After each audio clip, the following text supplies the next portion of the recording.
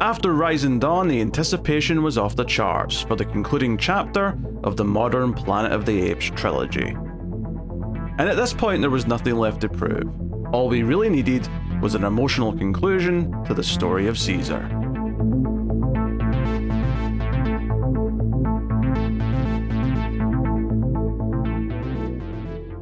Welcome everyone to the Atomic Cinema Experiment. I am Peter, and joining me, as always, is Bad Ape, David. I come in peace. Welcome. Thank you, everyone. We are here. It's a science fiction movie podcast. We talk about a sci-fi movie we watched. It's that simple. And of course, with the new Planet of the Apes movie coming out, we have been working through the recent trilogy. Me and Tara did the old ones a while ago. Me and David did Rise. We did Dawn. And here today, we'll be talking about War for the Planet of the Apes. So I will definitely get the name for this one right. The other ones I messed up. I'll get the name for this one right. I mean, like, it's the last one. Oh, I mean, it's not the last one ever, but I mean, it's the last of the three. Like, you've run out of options. So if you get it wrong now, you're like just forgetting movies you watched at this point. Yeah. Look, I really enjoyed this movie, Conquest of the... Wait, no, damn it. So we'll get into it. We'll start spoiler free, of course. We always do. Just before we do start, though, I'll just remind you, if you do enjoy the show, you're watching on YouTube, please do hit the like button. It helps us out a bunch if you do. And I will also tell you more about this at the end, but you can get some bonus shows from me and David over on Patreon. So I'll tell you more about that when we wrap things up later. Too hot for YouTube. And also, on Ace, David does some homework where he goes back and watches a movie that me and Tara did back in the day, so that he's catching up on all the other movies. So he'll tell you about what he watched at the end of the show as a little bonus segment. What is this? You remembered my bit. Thank you. This is what professionalism looks like, David. Okay. This is how many episodes we've been doing. I've been doing homework, and you finally remember, and you're like, yeah, that's because I know how to do things. 20-second time is the charm, okay? Got it. Sorry. That's what I told my parents on my driver's test. I was like, look, Mom, Dad, just keep funding it. It's going to work out. So yes, War for the Planet of the Apes is set, about 5 years after Dawn. It's 15 years after Rise, anyway. And things have changed. We're now in a winter. We're now in a place where Caesar's looking a bit older, and there's been seemingly this constant battling with the humans in the forest for the last 5 years, and things are kind of reaching a bit of a turning point. They're looking for ways to escape, ways to, places to move, places where they can try and get away from the humans and just live their lives. And Woody Harrelson just won't let them do that. So, not even a character. It's just Woody Harrelson. It's just Woody Harrelson. That's just who it is. Yeah. So he survived the apocalypse and he went on a rampage. I think what's interesting about setting up the premise of this without doing spoilers is that, and I remember this because I saw this when it came out in 2017. What this movie really is was mostly concealed. Like, it showed you a lot of like sort of tense moments in action and like, hey, there's going to be war scene type stuff between apes and humans. But what I would actually call this is a genre, right? I mean, obviously it's post-apocalyptic and it's science fiction and all that, but specifically the type of like narrative it is, I actually think is a spoiler, because at least it was the way they marketed it, because they kept it a secret. Because, so that something that happens in the first like third would have a bit more impact. And so I'm going to keep that going. I'm going to not spoil that. Okay. I'm not going to reveal that. We'll give our general feelings and thoughts, and we'll get into things in a little bit. So this was the only one that you hadn't seen before. Is that correct? Yeah, wholesale. Oh God, I'm going back. Rise was the first one. That is correct, David. Congratulations. Yeah. All right. So Rise I had seen several times before, and then Dawn I saw once in theaters. This one was the only one that just, I don't know what I was doing, how I just completely missed it, because I did enjoy Dawn, but yeah, I just never got around to seeing it. So first time for this. Well, that's actually quite exciting to hear then. What did you think of War for the Planet of the Apes? I think that this movie solidifies this trilogy as one of the modern greats. One of the three movies that doesn't really have a bad entry to it. All of them are top tier, like grade A stuff. I will say that I think that this trilogy parallels the Star Wars original trilogy, in that this is very much the Return of the Jedi. I think that there are some aspects to it that may feel a little bit more kiddie or humorous than things that were going on in Dawn. And I also think that I can very easily see people saying that this is absolutely their favorite, but there is going to always be that battle with people saying that Rise or Dawn, damn it, so close. Dawn was the absolute top tier in terms of it. Like, that was the Empire Strikes Back of it. But yeah, overall, in terms of just this movie on its own right, I found myself engaged the whole way through. Like you said, there's a very quick turn at the beginning that really defines the genre that it's going for, the type of story it's telling, and it stays engaging the whole way through. I will say I'm actually very happy that in previous homeworks I've been going through the sequels of the original Planet of the Apes, because this actually makes several calls to that like I would have just been completely blanket unaware of. So super cool to see that stuff referenced. Just some nods, nothing like that's actually important from a narrative perspective, but just some nods, for sure. Yeah, just some tiny things where I'm like, hey, I get that bit. I see where they pulled that out. But no, I really enjoyed it. As always, special effects, top tier the whole way through. I didn't find anything I really could have faulted with it the whole time. Yeah, no, great movie. Yeah, I just on your comparison to Star Wars there, I get what you're saying, and that there's definitely, like, there's a character in this one who's straight up more comic relief. That said, I don't think it's as much... like what you were comparing it to with Return of the Jedi as that is. Like, oh sure, compared to Dawn, it's got a little bit more humor, but this is still a very high stakes drama movie where you're really like, honestly, this might be the one where if you're someone who tears up at movies, you're probably going to be tearing up at this one. Oh yeah, a lot. No doubt. It's got several touching moments that really capitalize on things. I love more. It's one of these. It's such an interesting trilogy to look at because it does really stand out as like this great example. Because even if we get a great movie that comes out and you have something like a Mad Max Fury Road or something, I mean, we're about to get a follow-up to that, kinda, and maybe it'll be good, maybe it'll be bad, but I feel like the idea that we actually got 3 good to fantastic movies, and Rise is the weakest link there probably, but still obviously very good. We talked about that at length. It's actually kind of spectacular that this came out in a reasonable time frame. It was 2011, 2014, 2017. This is already 7 years old. Oh God, I'm dying. But the fact that it does hold up this quality, and each film kind of... They're part of an overall narrative. They're part of Caesar's story. But they all feel so distinct as well. They all have their own things going for them. And this, again, feels very different to Dawn, but in ways that just makes it feel fresh. But one of the things I loved about it, especially watching it again, having forgotten about a lot of the little moments, is just how much great stuff that even Maurice and Rocket get as well. Like, it really honors all of the original characters that are still here. I love the crew.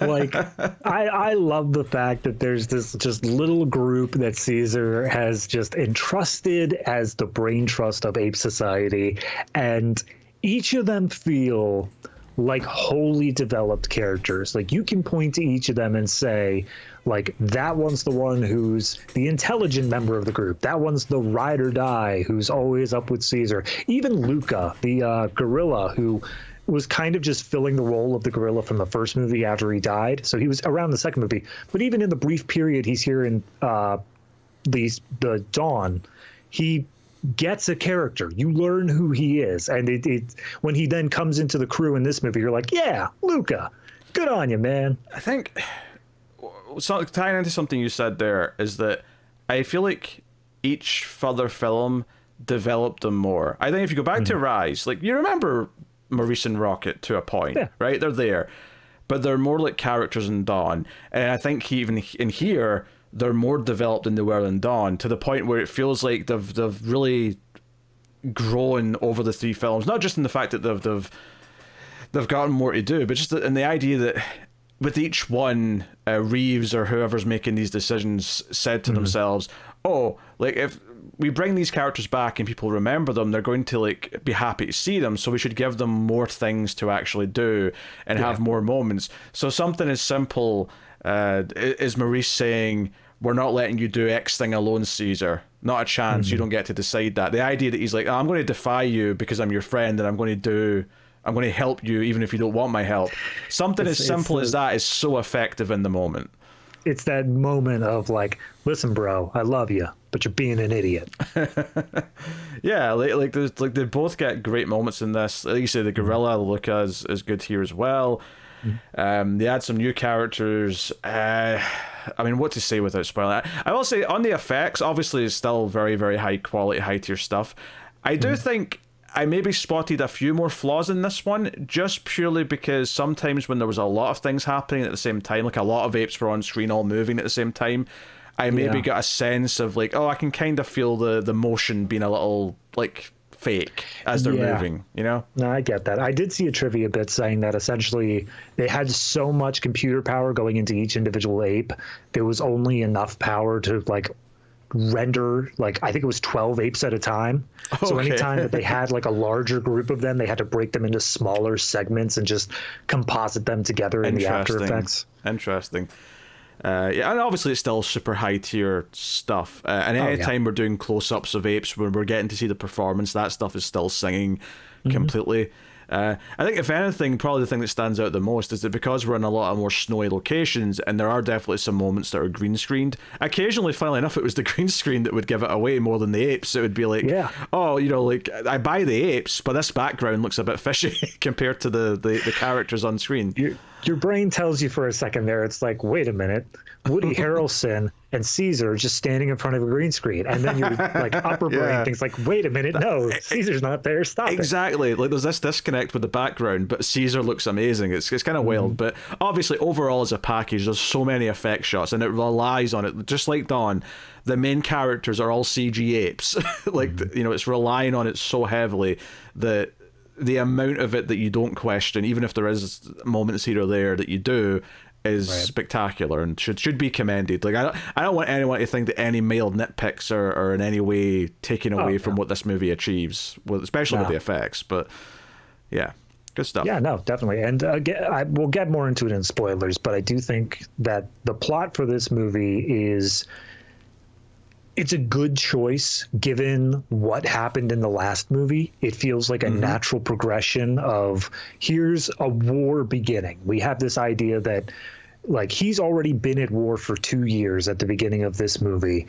He's seen all of these atrocities against his own people. They've had to do God knows what to the humans as well. It's just this idea of, like you said, Caesar is older, he's tired, he just wants peace for his people. And the things that he has to go through in order to achieve that really solidify.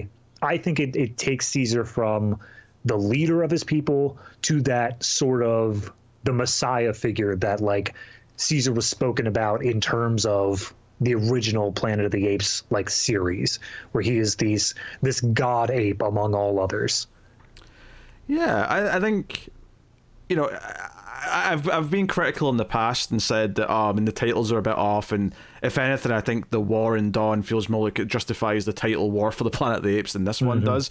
And not to say there's nothing war-lit like in this, but to me this movie is the right choice for where to go next regardless of the title, because thematically the way it bounces off what happened in Dawn in terms of Caesar sort of battling his own sort of like desires and like what he's sort of striving for in this movie and how that plays off everything he was through in 1 and 2 is great. I think this one probably has the strongest score of the 3 films. It does reuse some themes from Rise occasionally, sparingly, but it's got its own new main themes that it kind of plays on a lot, and I think they really Michael Giacchino really kind of like, you can really feel his like sort of style in this movie more than the others, and I think it plays well because this one's definitely got this heartfelt kind of quality to it.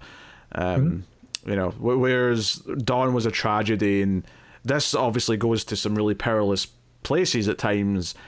Ultimately, there's this kind of like, you're always sort of hoping that it's going to end with a hopeful note because it is the end of this story, it is the end of this trilogy. And it's why, you know, whenever the Kingdom comes up, I'm like, yeah, it's cool that they're doing a new one, but to me, that's the start of a new thing. That's the start of it might technically be using this as its backstory in terms of this is how this society started, however many years ago we've moved forward. But Kingdom's the start of its own new trilogy or whatever it might end up being if it's successful, Yeah, I think it's the way that people talk about Star Wars, where theoretically the whole 6 movies before we got the Disney sequels was Anakin's story, if you really want to look at it that way. The 3 movies that you got originally were Luke's story. Obviously, like that's the one that it followed. I think that when you're viewing this franchise, it's all the Apes story. It's all the idea of how the apes came to be. But this first 3 movies are Caesar's story. Whatever comes later, it's not going to change Caesar's story. Yeah, and it's also a quality thing as well, because if the new one sucks, then it's very nice and easy to just be like, hey, this is the trilogy, you don't need anything before or after. I mean, I'd recommend the original as a separate movie, but I wouldn't recommend the original Planet of the Apes as a companion to this trilogy. They're both different takes on something that are both, and so I like... Honestly, as a trilogy, this has sort of joined the ranks of I think it's comfortably in my top 10 trilogies of all time. Fair. Yeah. I made a list a few years ago. I'd have to go back and sort of revisit it to see what I put, but this was definitely in there, and I think it easily gets in there. So, yeah, great. All right, is it time for spoilers so we can actually talk about things? I mean, if you don't want to talk about the genre, yeah, it's time for spoilers because I got stuff I want to say. Yeah, it's time for spoilers. Obviously, most people clicking on a War for the Planet of the Apes video probably have seen it. But there's always a chance that the reason why we do a spoiler-free section, I mean, as much as you might think, is there any point if it's not a new movie that's just out? Well, people are always looking for movies. There's a good chance that us praising this might convince someone to go watch it. Admittedly, it's especially weird with this because it's the third part in a trilogy. Chances are, if we convinced them to go watch Rise, they probably were convinced to watch Dawn and War as well. But hey, it is what it is. So, spoilers for War for the Planet of the Apes. From this point forward, you have been warned. We'll get into it. First things first, this is a revenge story. That's what it is. And that's the thing. Straight Western. Yeah, I didn't want to say it because they kept that. I remember being shocked when I saw this movie and Caesar's wife and son, the son from Dawn, the one that was prominent there. Blue eyes. They are killed early in this movie, and that really sets the scene for what this story actually is. So yeah, that's the big thing more than anything. Obviously, there's a lot to talk about in terms of how it handles its characters. Obviously, the idea that Caesar wants revenge and can't get away from the hate he now has. Maurice even says that you sound like Koba. Yeah, that's what I think is the best carryover here, is that this idea that the last movie ended with Koba being killed at Caesar's hands, and rule number 1 in ape society is ape shall not kill ape. Now, obviously, at the end of that movie, they made the justification of saying you're not an ape, and that's what allowed him to kill Koba. But obviously, that's still something that's going to sit with him. It's something that one of his closest friends betrayed him and sold him out entirely, attempted to murder him, and there's going to be fallout, not even just from ape community, but just internally, mentally. That's going to sit with him. And I think this movie does a fantastic job of kind of leaning into that PTSD, paranoia sort of aspect, where he's given a lot less empathy in this movie than we've seen over the last 2, because he saw it abused so far in the second movie. Yeah, he's definitely a bit more of a cold badass. And I mean, he's not a bad guy by any means, but he's definitely a bit more cold. And, when they find the human girl, he doesn't want to bring her. And it's Maurice who says, I can't leave her. Maurice, and I think part of what I like about the little crew coming with him on his mission is this idea that they realize that he needs a moral compass, and that right now he doesn't have that. And they're effectively throwing themselves in, not just to help him because they want to help him, but I think even if they're not internalizing this, I think Maurice and Rocket are no, we can be there to make sure he does the right thing. That he won't not be Caesar. We'll make sure he's still Caesar when he comes back. Yeah, I feel like it's also an idea that he's going off with nothing but hate in his heart. And it's this idea of look, you're going on what is essentially a suicide mission. We all see that. We're going to come along not only to try to convince you along the way that maybe what you're doing is wrong, but also if you need help at any point, we're going to make this as much of a actual achievable mission as we can. It's not going to be you just running in and killing yourself for no reason. Yeah, so I mean, so we'll go through it, I guess. The opening, they do some like text here where they highlight the word "rise" in a sentence, and then they highlight the word "dawn," and then they highlight the word "war," and it becomes the title. Very fancy. I felt called out in that. I felt called out. David, you dumb piece of shit! Have you not been keeping track of these titles? The first one was Rise. How stupid do you have to look? The apes rose up. Get it, you stupid asshole? And I'm like, yes, movie, thank you. God. But we do learn something very valuable here for the rest of the movie, is that the soldiers that are here, who are working for the colonel, right? And that's all we ever get. We just get the colonel. We never get a name for Woody Harrelson. He's just the colonel. He does have like a military strap that I think says like Shaughnessy or something on it, but yeah, no one ever calls him that. It's just the colonel. Yeah, he's credited as just the colonel. We see that they are like, there's some apes working with them. They've got like, and they all write donkey on them. They brand them with their symbol. It's such a quick little way to get around trademark infringement. It's just like the two things we know about how they refer to apes is that they call all apes in general Kongs, and then the ones that work for them are donkeys. So they literally have Donkey Kongs working for them. I even think of that, to be honest. That's very good, very good. Yeah, so we see that they're working with, and we find out a little bit later. Once like this battle scene's happened and Caesar comes in, we actually find out that this gorilla, who's one of their donkeys, is one of Koba's apes, and that's like the idea that a lot of the apes that have chosen to side with them and be maybe slaves, turncoats, yeah. Because later on, I definitely think the apes are treated like slaves. I think that's very clear later in the film.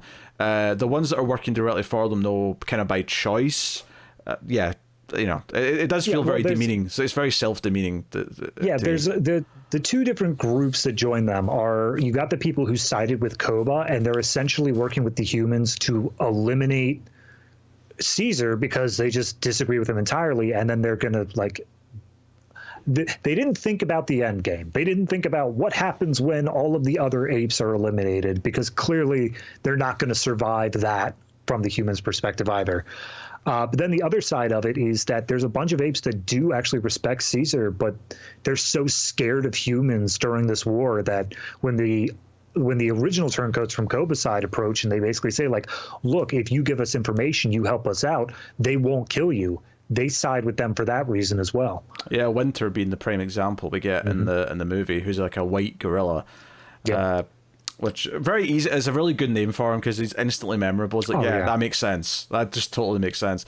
The opening action scene is pretty good. It's the humans sneak up, they fire. So the one of the main humans we get to know, he's not like a main character by any means, but the one that sort of recurs throughout is this crossbow soldier, because he fires his crossbow at the ape that has a gun, and then they just sort of unload all their ballistics at the apes that are on this kind of like fort, this kind of wall that they've got built up. The standout during this sequence is there's this sort of like bird's eye view shot, this sort of oneer that sort of starts off in the humans and sort of just keeps going until you eventually see the ape side. It's a pretty neat shot. It's a big flashy kind of opening moment. Say, hey, we've got money for this movie. We're going to show, which is funny because this movie doesn't need to do that, because hey, every single ape is money. Like, these are all costing a shit ton of money, but that's what it is. So. That's that big spectacle, and then Caesar comes in after the battle. The apes have won, but Caesar specifically doesn't want to kill the 4 prisoners they've taken, which is 3 humans and the gorilla who is working with them, the donkey. He ties them up and wants to send them. Well, the gorilla. No, the gorilla. We find out later how the gorilla escaped, but at least to begin with, it seems like he just assaulted Winter. Obviously, we find out later Winter let him go as part of a deal.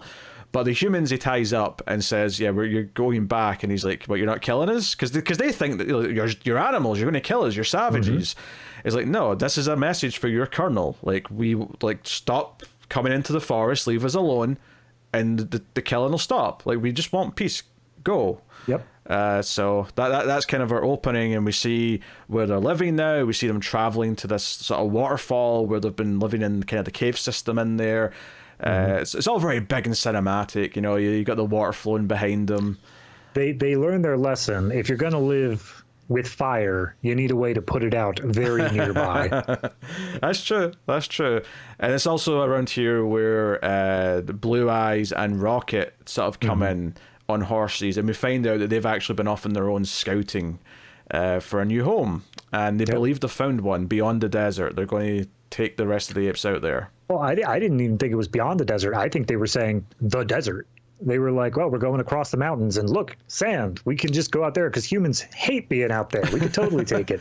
No, I think the implication was is that there was something other than just desert, because it's like, you know, they'll never find us because they'd have to cross the desert to get to us. And I think that's fair. And to be fair, at the end of the movie, we see it. There's like a lake. Oh, yeah. It's like an oasis or whatnot, but it's still in kind of like the wastelands, which honestly, I found that super smart, because that was always something I was kind of thinking during Dawn is, okay, well, the original Planet of the Apes movie, assuming we are still leading up to the same general concept, the whole thing is a desert.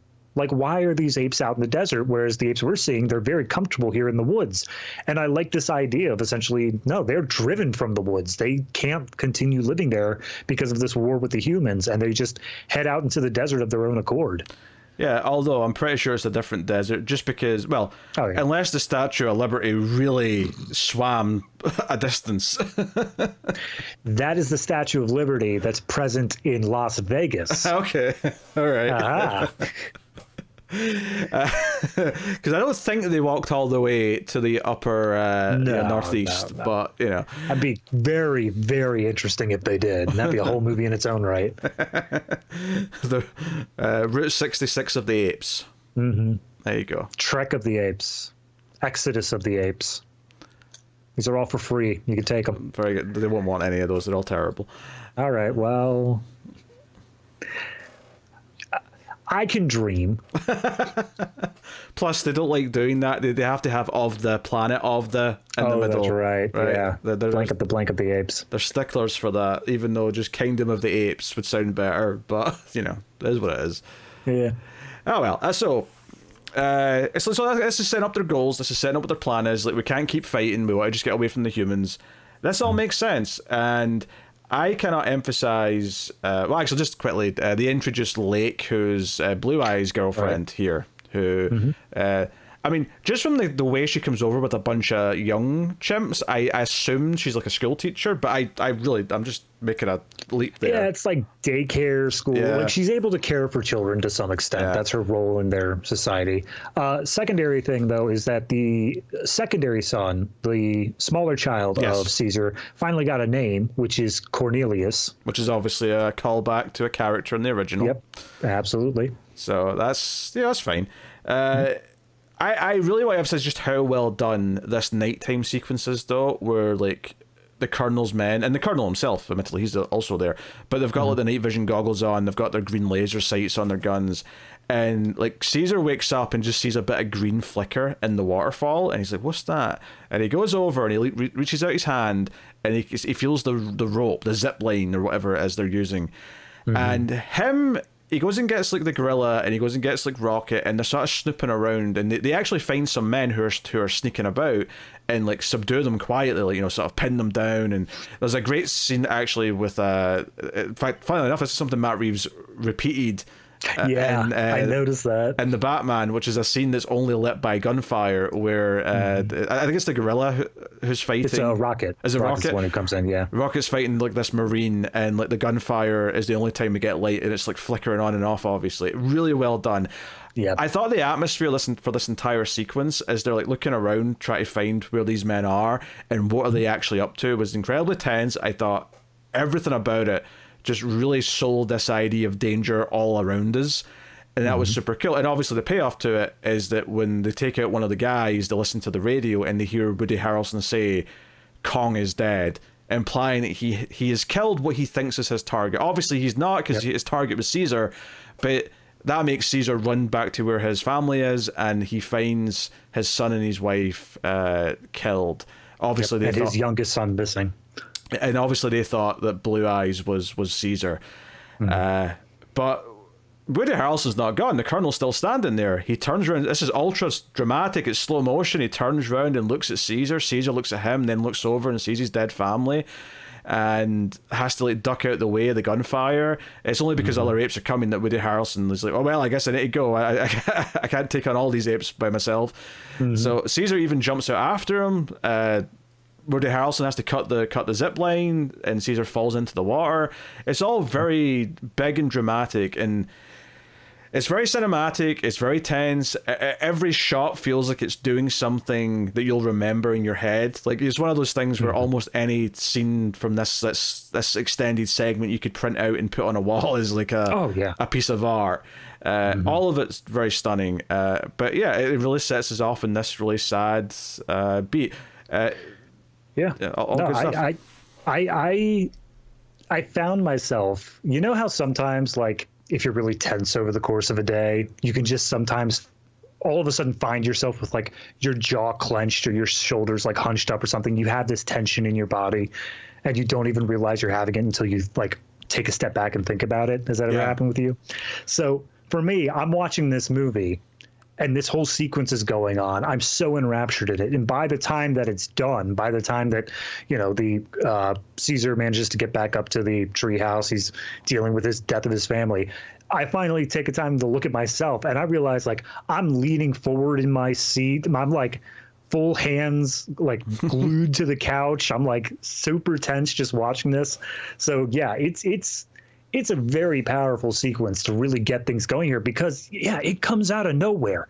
It really isn't something that you can anticipate and say like, oh, yeah, no, this is happening. I did think, I would say about 10 minutes beforehand, like barely before the scene started, that Cornelius was actually going to be the one to bite it.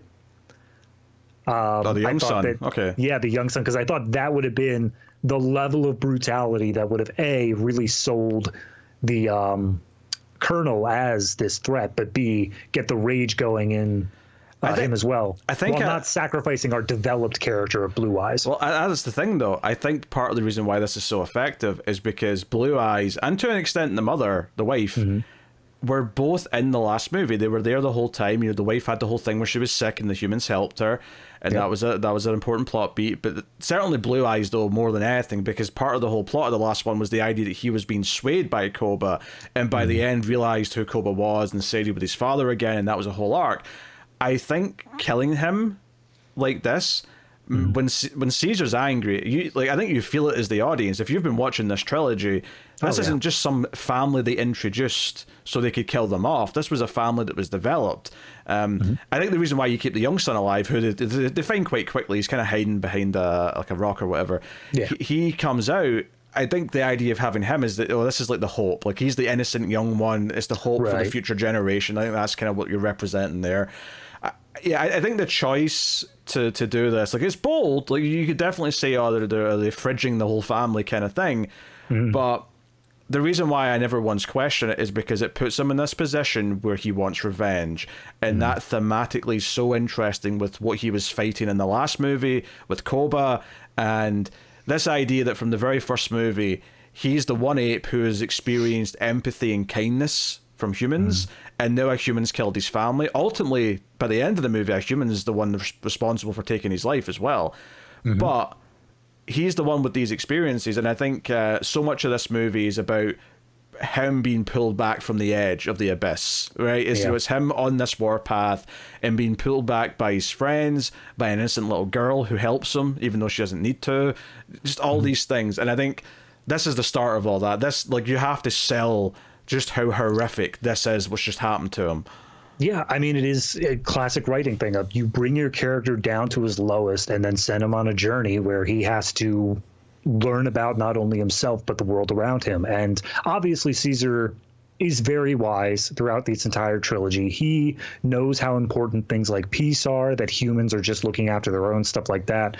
But even as we saw all the way back in Rise, when it comes to the people closest to him, when it comes to the people that he grows this familial bond with, he gets overly angry and overly emotional about those things. The John Lithgow being attacked by the neighbor, him jumping out, first example of that.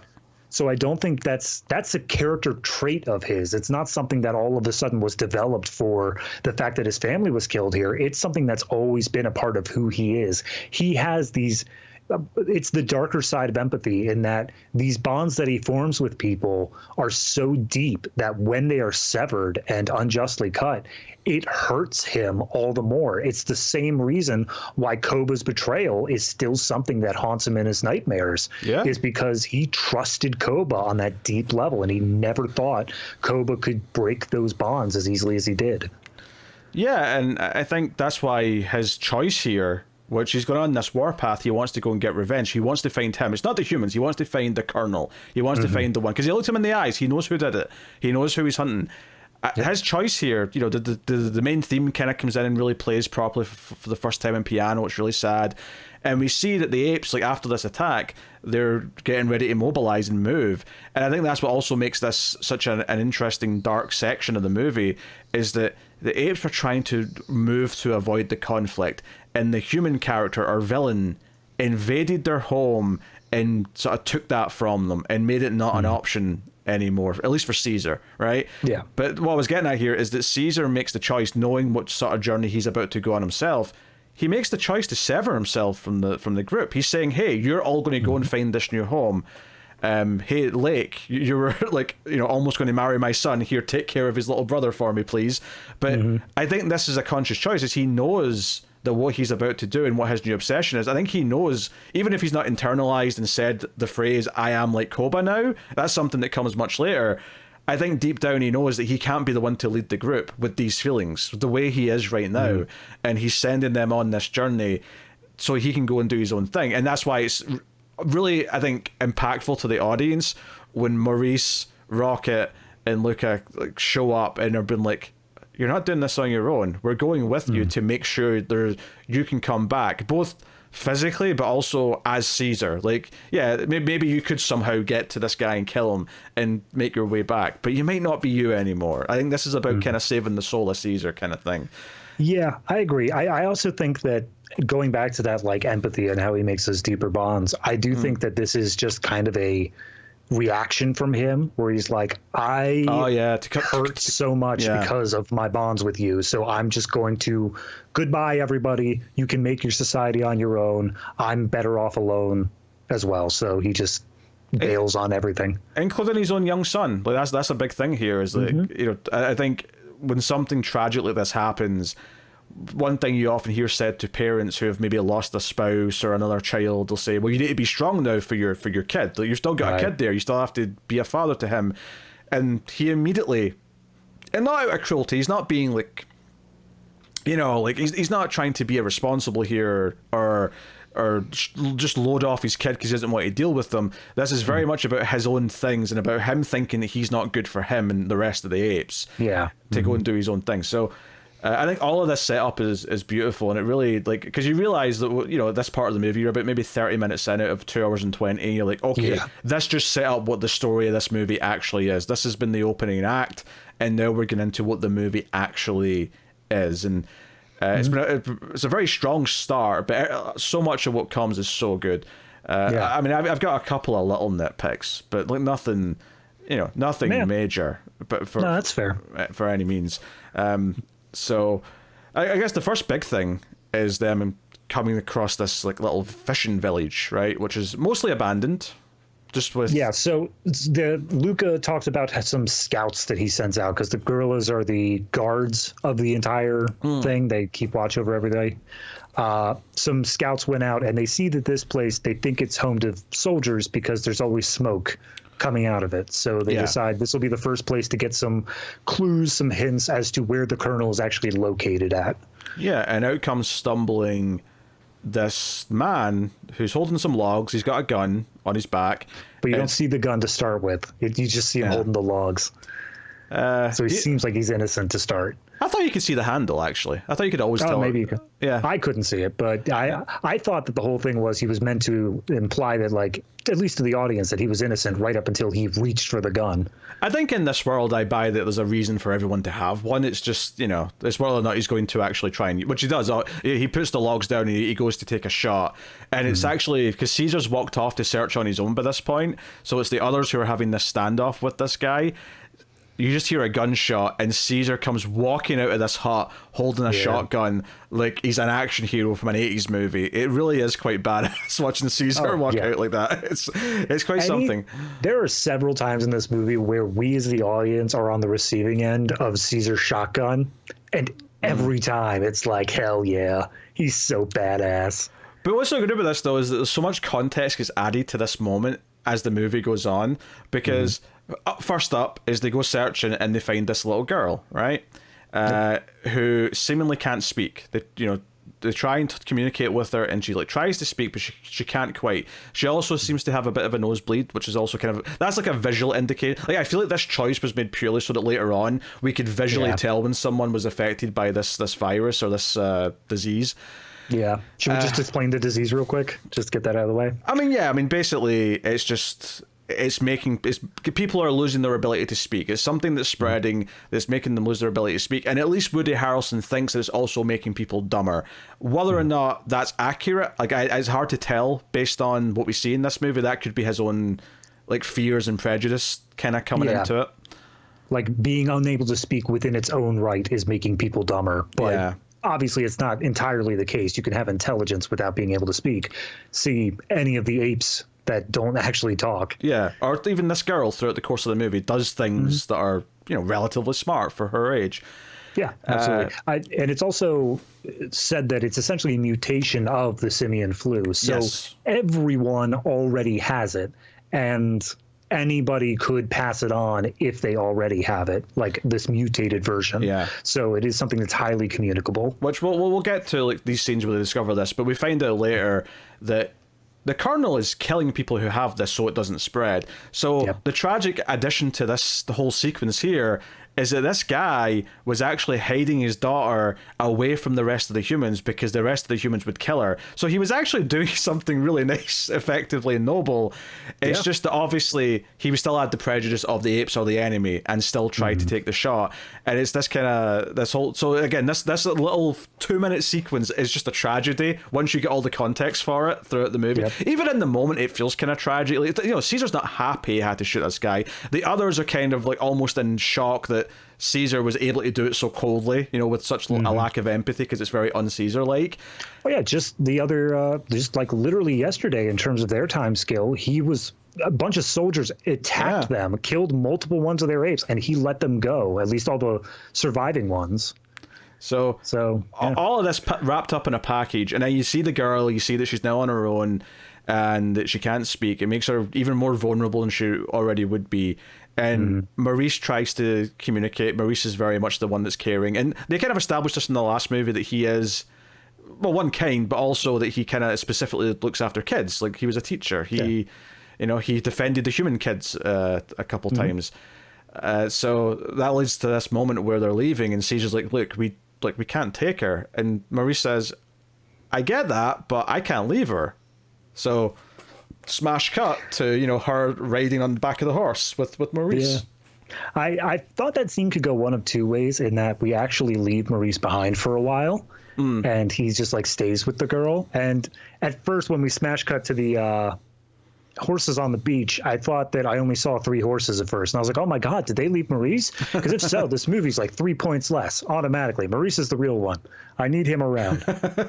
Yeah, and even just them on the beach is a visual, like, callback to the original film, because there was so much riding horses on the beach with that kind of, you know, sunset and whatnot.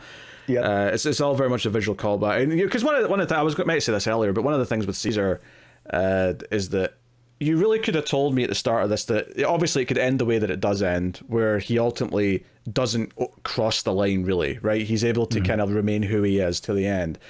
But you could have told me that what he started with his decision to leave the group ultimately becomes fulfilled, where he does go, cross the line, he does get his revenge, and he dies maybe after having it, but he's like, no, the apes are better off now without me. And that could have been where it went. It could have been like, I have now outgrown my purpose as being the person who leads them. Like each generation needs to improve over the last one, and he's outstayed his generation's purpose. Yeah, obviously that's not where it goes, but it could have totally went that way. When you're in the first half of the movie, you're not really sure where it's building up to.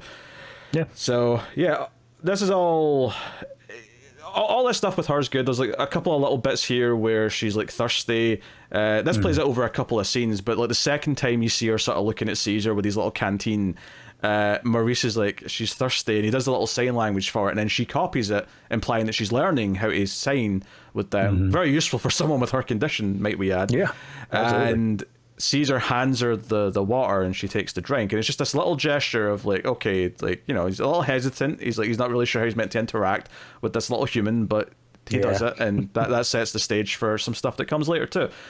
So all good stuff. Is there anything major that happens before we get to Bad Ape and all of his introduction? I don't think there is, but so I don't think so. There is maybe they find the humans that are dead before then, maybe? Yeah, I think that's in this section here.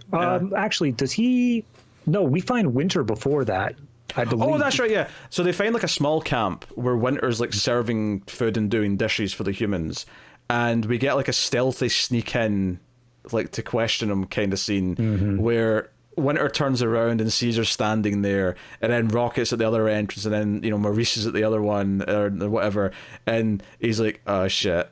And he basically just starts begging for forgiveness because he was scared. Clearly not knowing what's happened, right? Because Caesar like steps in and is like, my wife and son are dead. And he just looks like, like he doesn't know how to process that. He's like, wait, that's my fault? What I did led to that? Oh no. Yeah. So we get this whole stealth. That paired with the idea that the moment he says that, he realizes like, and I'm next. Yes, yes. Yeah, we get a whole stealth takedown here because there's two humans outside, and Winter goes to like yell, and they all jump in and like sort of gag him and like choke him out until he's dead. Again, really intense. Seems unintentional though. It seems unintentional that they actually killed Winter here. They're so focused on him not making a noise that I think Caesar doesn't realize that he kills Winter here, like, directly. Yeah, because he's got his like arm around his neck, and he's trying to basically do like a sort of sleeper choke kind of thing. And I think maybe he's underestimated how tight he's holding him. Yeah. Yeah. But yeah, Bad Ape we have to talk about though, because Bad Ape is a very interesting addition, played by Steve Zahn. He is very much our kind of innocent, sweet comic relief character for this movie. So at one point, everybody climbs up onto a radio tower just to get a vantage point, and as they're doing so, a hooded figure that we don't see, but it's Bad Ape, comes in and starts stealing stuff off of their horses. Well, I think the key thing here is that to the audience, he might be human. We can't really tell. Exactly. And so Luca ends up noticing him. We get into a chase that leads to this weird, like, blown out ski resort thing that is like completely filled with snow.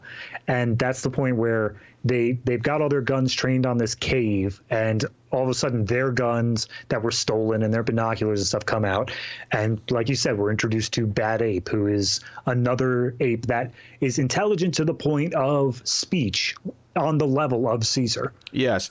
And he calls himself Bad Ape because it sounds like that's what humans always said to him, as if he was doing something wrong. So he's sad. It's actually really kind of tragic that he's taken that name, for given the context it was probably said to him in. But it's interesting though, because the big thing here with him is that, and they talk about this, is that he's become intelligent, and he was at this zoo in a different city. Maurice and Caesar and the others are like, hey, I thought we were the only ones, but they got smart over there too. How did that happen? And they don't necessarily go into it or like give a complete answer, but it does open this question of like, did other pockets of apes around the world also get smart? Well, I mean, I think they do give an explanation to it, which is the idea is that this virus, as it was sent out, is what made apes smart and humans die. And so as it went around the world, anytime an ape was introduced to the virus, they also got smart. So yeah, theoretically, any ape population that came into contact with a sick human over the course of the entire apocalypse should have been made smart. Yeah, but we didn't know that until now. That's not something to take for granted. We shouldn't have. But like they say it in here. Bad Ape, as he's explaining, he's like, human gets sick, ape gets shot. Like, in order to say that they were killing off the apes once the apes started showing intelligence. Yeah, and even then, though, it's still just like an implied thing. We don't really know for sure. I mean, it makes sense that it's tied to the virus in some way. But up until this point, it's only this one group of apes that got smart because, Caesar intentionally made them smart, and it, presumably their offspring were just as smart, and this society's grown out of it. But this idea that other pockets of apes that were never connected to them also were getting smart, and this bad ape is an example of that. That's kind of what I'm hoping Kingdom of Planet of the Apes is going to be following, is just a pocket that never had Caesar's teachings that may like come into conflict with it or something like that. Something that was just totally separate and developed their own society, though. I have no idea. I think my assumption is that it was just set several generations later, so we're at a point where different types of apes are rising up, and maybe things are getting heated because different apes now have different ideologies and different, it seems to be this like ruler or guy who wants to be an ape who wants to be a ruler is trying to take rule, trying to be a king, hence the title. Yeah.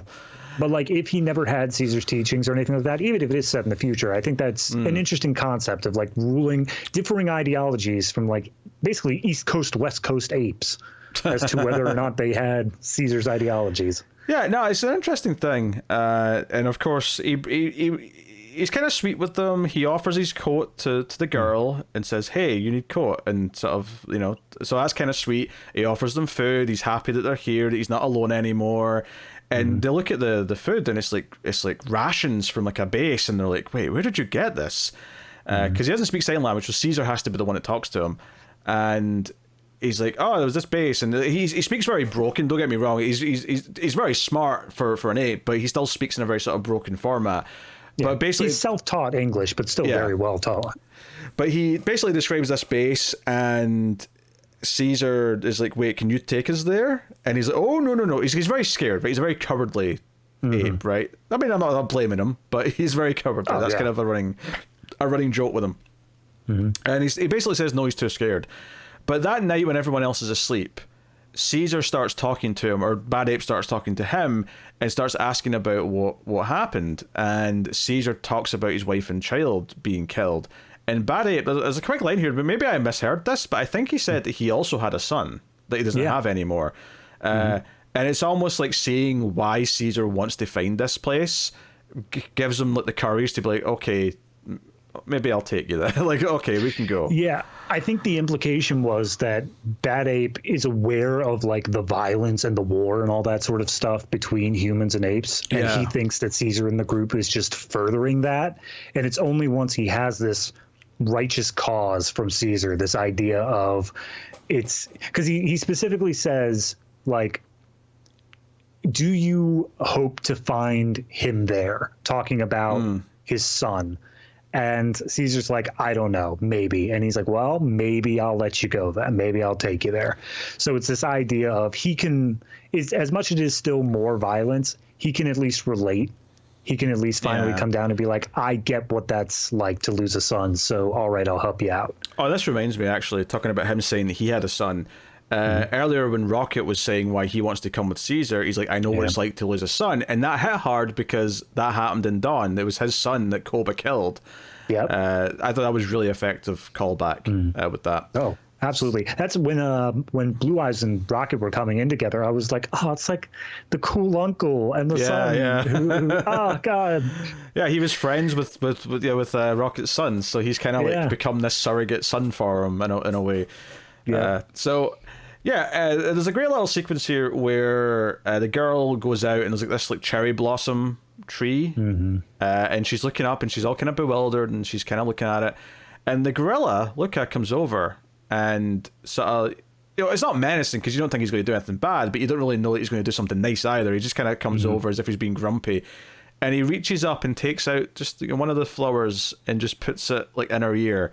And the main little sad theme that is playing, and it's very sweet. And actually, one of my few critiques of this movie and it's a relatively minor one, but I do think that this happening to make us endear towards him, and the bond between him and the girl, this being like it's almost the very next scene that I think it is the next scene. Yeah. Well, I think there's like a little bit of them. There's like a quick shot of them traveling, and then the next scene happens, and that's where he's going to die. He's going to get wounded, and he's going to die, and she's going to put the flower back in his ear. My one little critique here is that having this be back to back makes it feel just a little bit cynical, just a little bit too.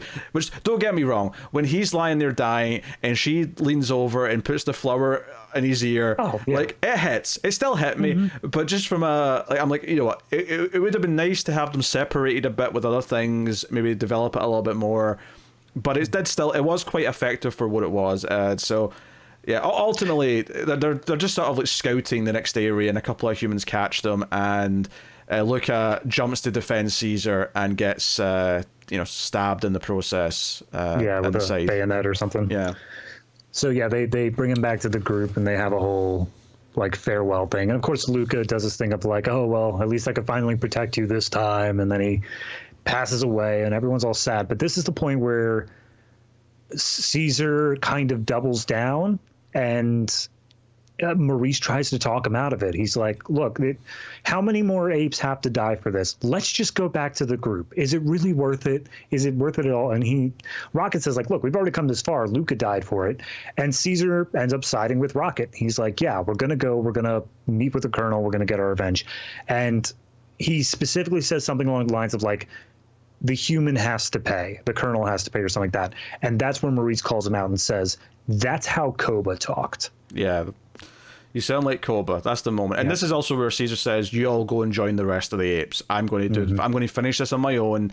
And again, I think it's interesting that when it's pointed out that he sounds like Koba, it's when he doubles down on I need to do this on my own and not infect you guys with this hate that I'm now feeling.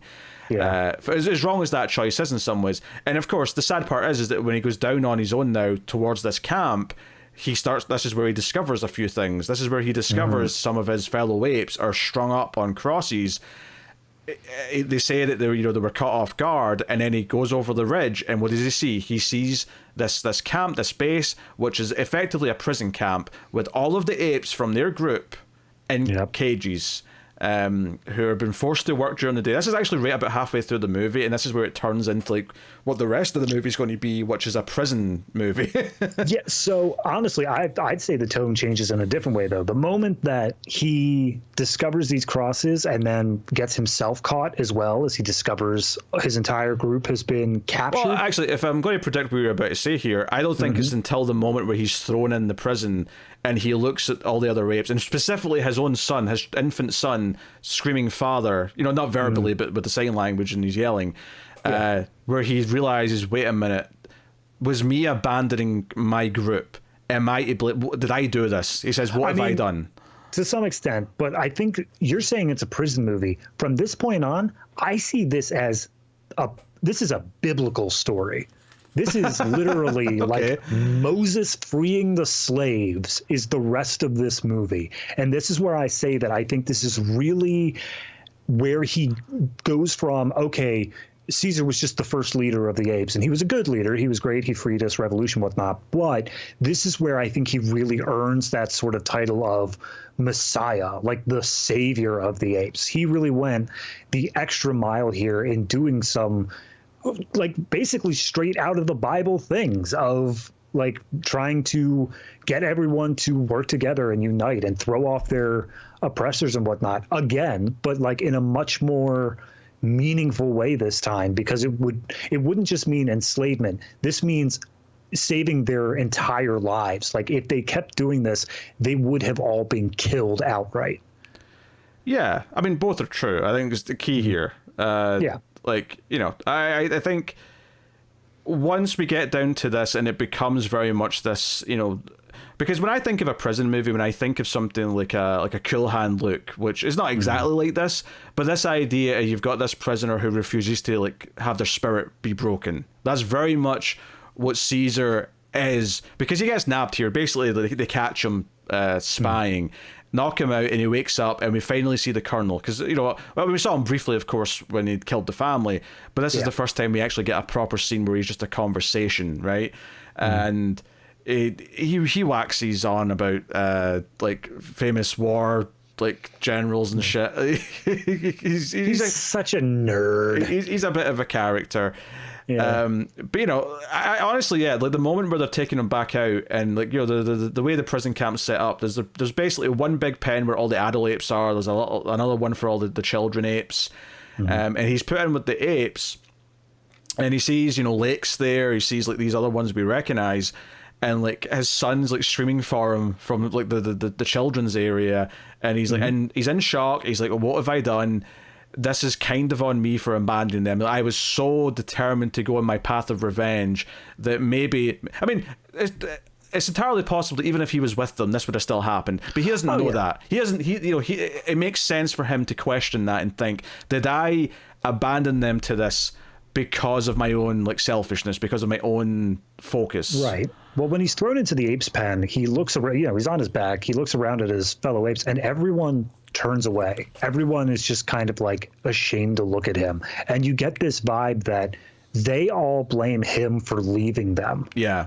At this point, they all think this wouldn't have happened if he were there, regardless of whether he believes it. They all think that, and it's only, I think, Lake is the only one who's basically hey, they just came out of nowhere. There was nothing we could do. Try to forgive them as best you can. But yeah, they're all a little bit miffed right now. And a big part of this next chunk of the movie is very much and very quickly actually, Caesar kind of regains his position for the apes. Because the next day they're forced to work, right? And they're they're lugging rocks. It turns out they're building a big defense wall, which is what the Colonel wants. We'll get into why a bit later, but yeah.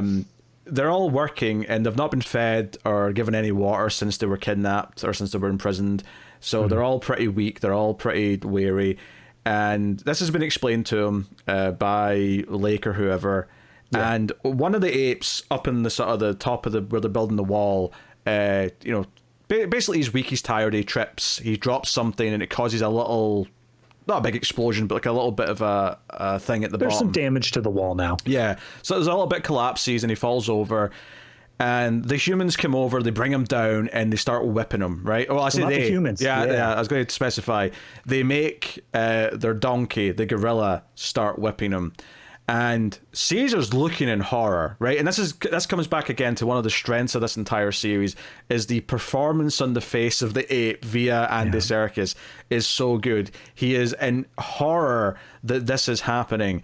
And after a couple of whips, he steps forward and yells out, "Leave him."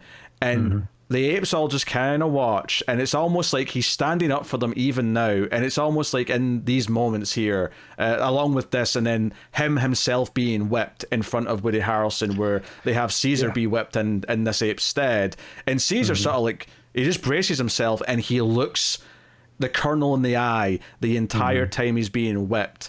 And basically the apes are all just sort of they're all united for Caesar after this display, to the point where Woody Harrelson realizes they are not going to work if Caesar doesn't give them the call and tell them to do it. And he pulls out his gun, and and I remember this from all the trailers. The Colonel puts his gun towards Caesar's face, and Caesar just presses his forehead against it, really angry, "Come on then, you mother effer!" I've got the balls to die right now. Do you have the balls to make me a martyr? And it's basically, and this is what's so beautiful about it, is that it's Lake. Basically, the Colonel starts counting to imply if they don't get back to work, he's going to kill Caesar. And Lake starts working. She holds up this boulder and sort of indicates to the others, we need to start to save him. So while Caesar never gave the order for them all to start working again, effectively, they have collectively chosen to save his life by starting to work. And it's almost like in that moment, there's a little bit of hope, because they're following him again. They've got someone to believe in. I took that differently, though. I actually took that as kind of like a oh no sort of moment, because obviously Caesar's willing to die in this moment. He is willing to give up his life, but I think this is kind of the point where Caesar realized that his time has come, like he can't keep doing this because of the way that all the other apes are relying on him. They know they can't do this without him. Like they are incapable of succeeding in their mission to start this ape society without him at this point. And as such, when it comes down to this moment where they need to stand up for themselves, they need to be able to fight back against their oppressors the same way that they did 15 years ago now at this point. They don't. They are so enraptured with the idea that Caesar is the only one that can save them that they're unwilling to save themselves in this situation. And that's kind of like a moment where it's let down, where they start working again because they're trying to save Caesar. Caesar then needs to come to the point where they're able to become self-sufficient without him again. And that's kind of what I think his goal for the movie is from that point forward, where he's trying to free them, if only so that they can get to that point again, so that they can build their society up without him at the head of it. Okay, I can appreciate the take that you just gave. I don't think I agree with it. That's fair. I think the moment that Lake gave in and started carrying the rock, I'm like, do you not understand how a union works, you scab? You don't do the work. I just don't think that's how the scene plays to me. I think it's more about being hopeful, about them willing to save him. Especially since I don't necessarily, as much as there's a sentiment that, hey, apes will be fine without me now, I don't think the rest of the movie tells that story that you just described, which is them being self-sufficient without him. Well, that's not to say that they don't do stuff on their own to help, because obviously one of the linchpins here is that we have Rocket, Maurice, Bad Ape, and the girl on the outside still, but the humans don't know about them, and they're obviously going to be crucial to like saving the day here, right? But you know, so I mean, like, if you want to read it that way, that's cool. But I see this as actually quite a sort of heartfelt moment because they're willing to like go through this to save him. And of course, because of this, because the Colonel has seen their devotion to him, like his priority now is to like deal with him. Like, how do I do this? Like, to break him. Yeah, to break him. That, you know, he has him come to his, like, I say his quarters. It's like when this place was like a functioning like mine or whatever it was back in the day. Barrack, yeah. There's this like sort of like command center up at the top of the big doors, and that's where he hangs out. He has Caesar come up to him, and Caesar even now is like, hey, the apes need food and water. They won't get anything done if you don't give them food and water. So give them. And he's like, what makes you think you can make demands to me, Caesar? And Caesar starts putting things together. We didn't mention it earlier, but one of the things Winter said is that more men are coming, and they all assumed that when he said that it was to join up with the Colonel and like be a stronger force against the apes. But Caesar starts putting two and two together between the map, between this wall they're building, this barricading they're doing. He's like, wait, these humans aren't coming to join you, they're coming to stop you. And this is the sad thing about this scene, is at the end of the scene the Colonel points out these other humans still hate apes, so don't get any ideas about making allegiances. This is purely about the fact that they don't like that I'm killing other humans. That's what they don't like. It's nothing to do with you.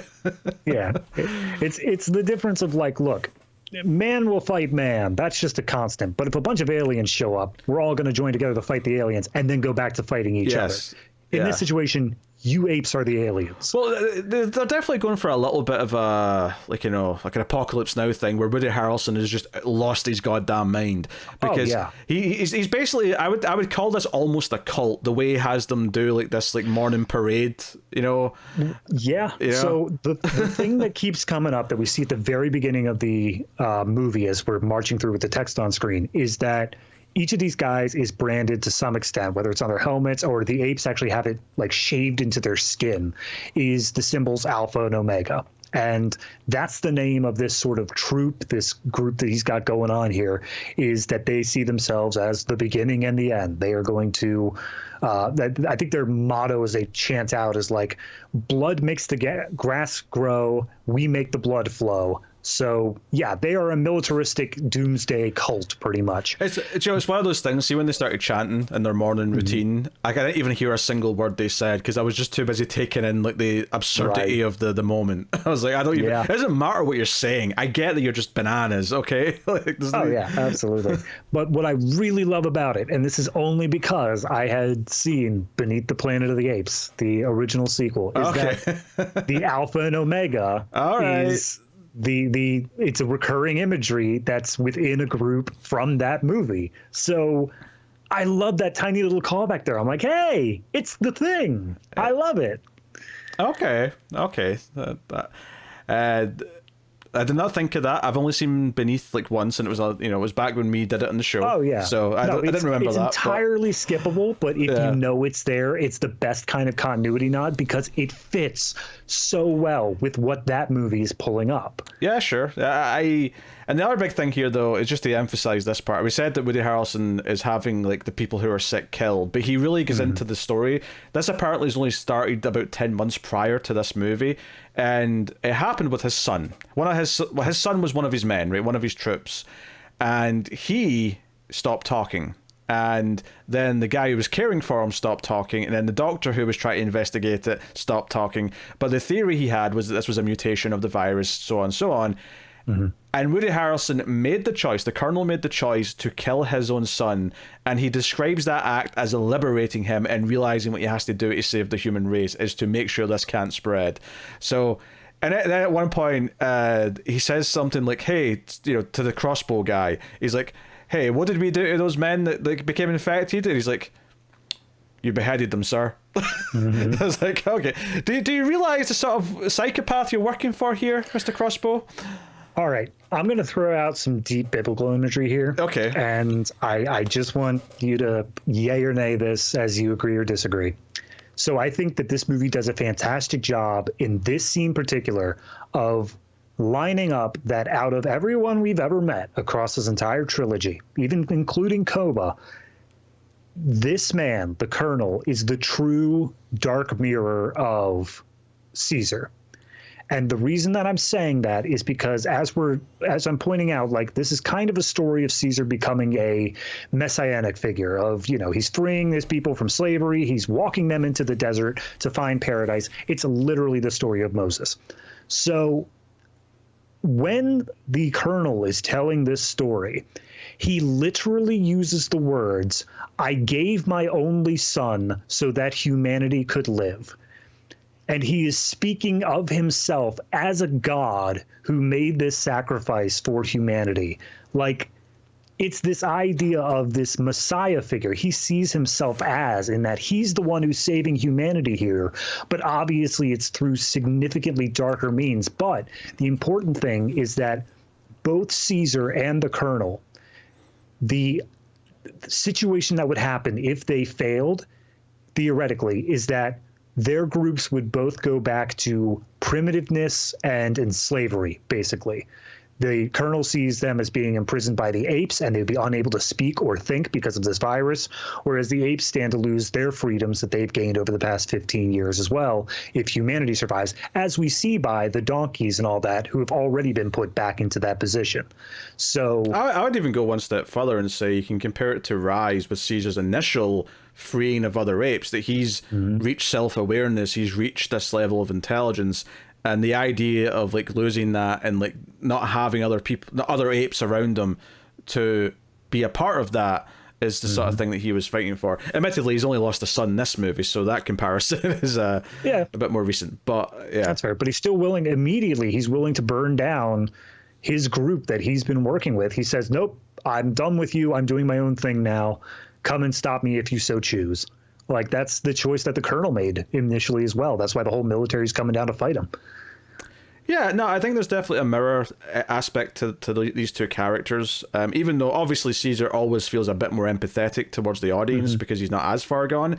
But there's definitely a comparison there, and that's partly why Caesar ultimately making the... I mean, hell, even in this scene, they set up Caesar having the choice of whether or not he will go through with his revenge or have mercy, because when he says...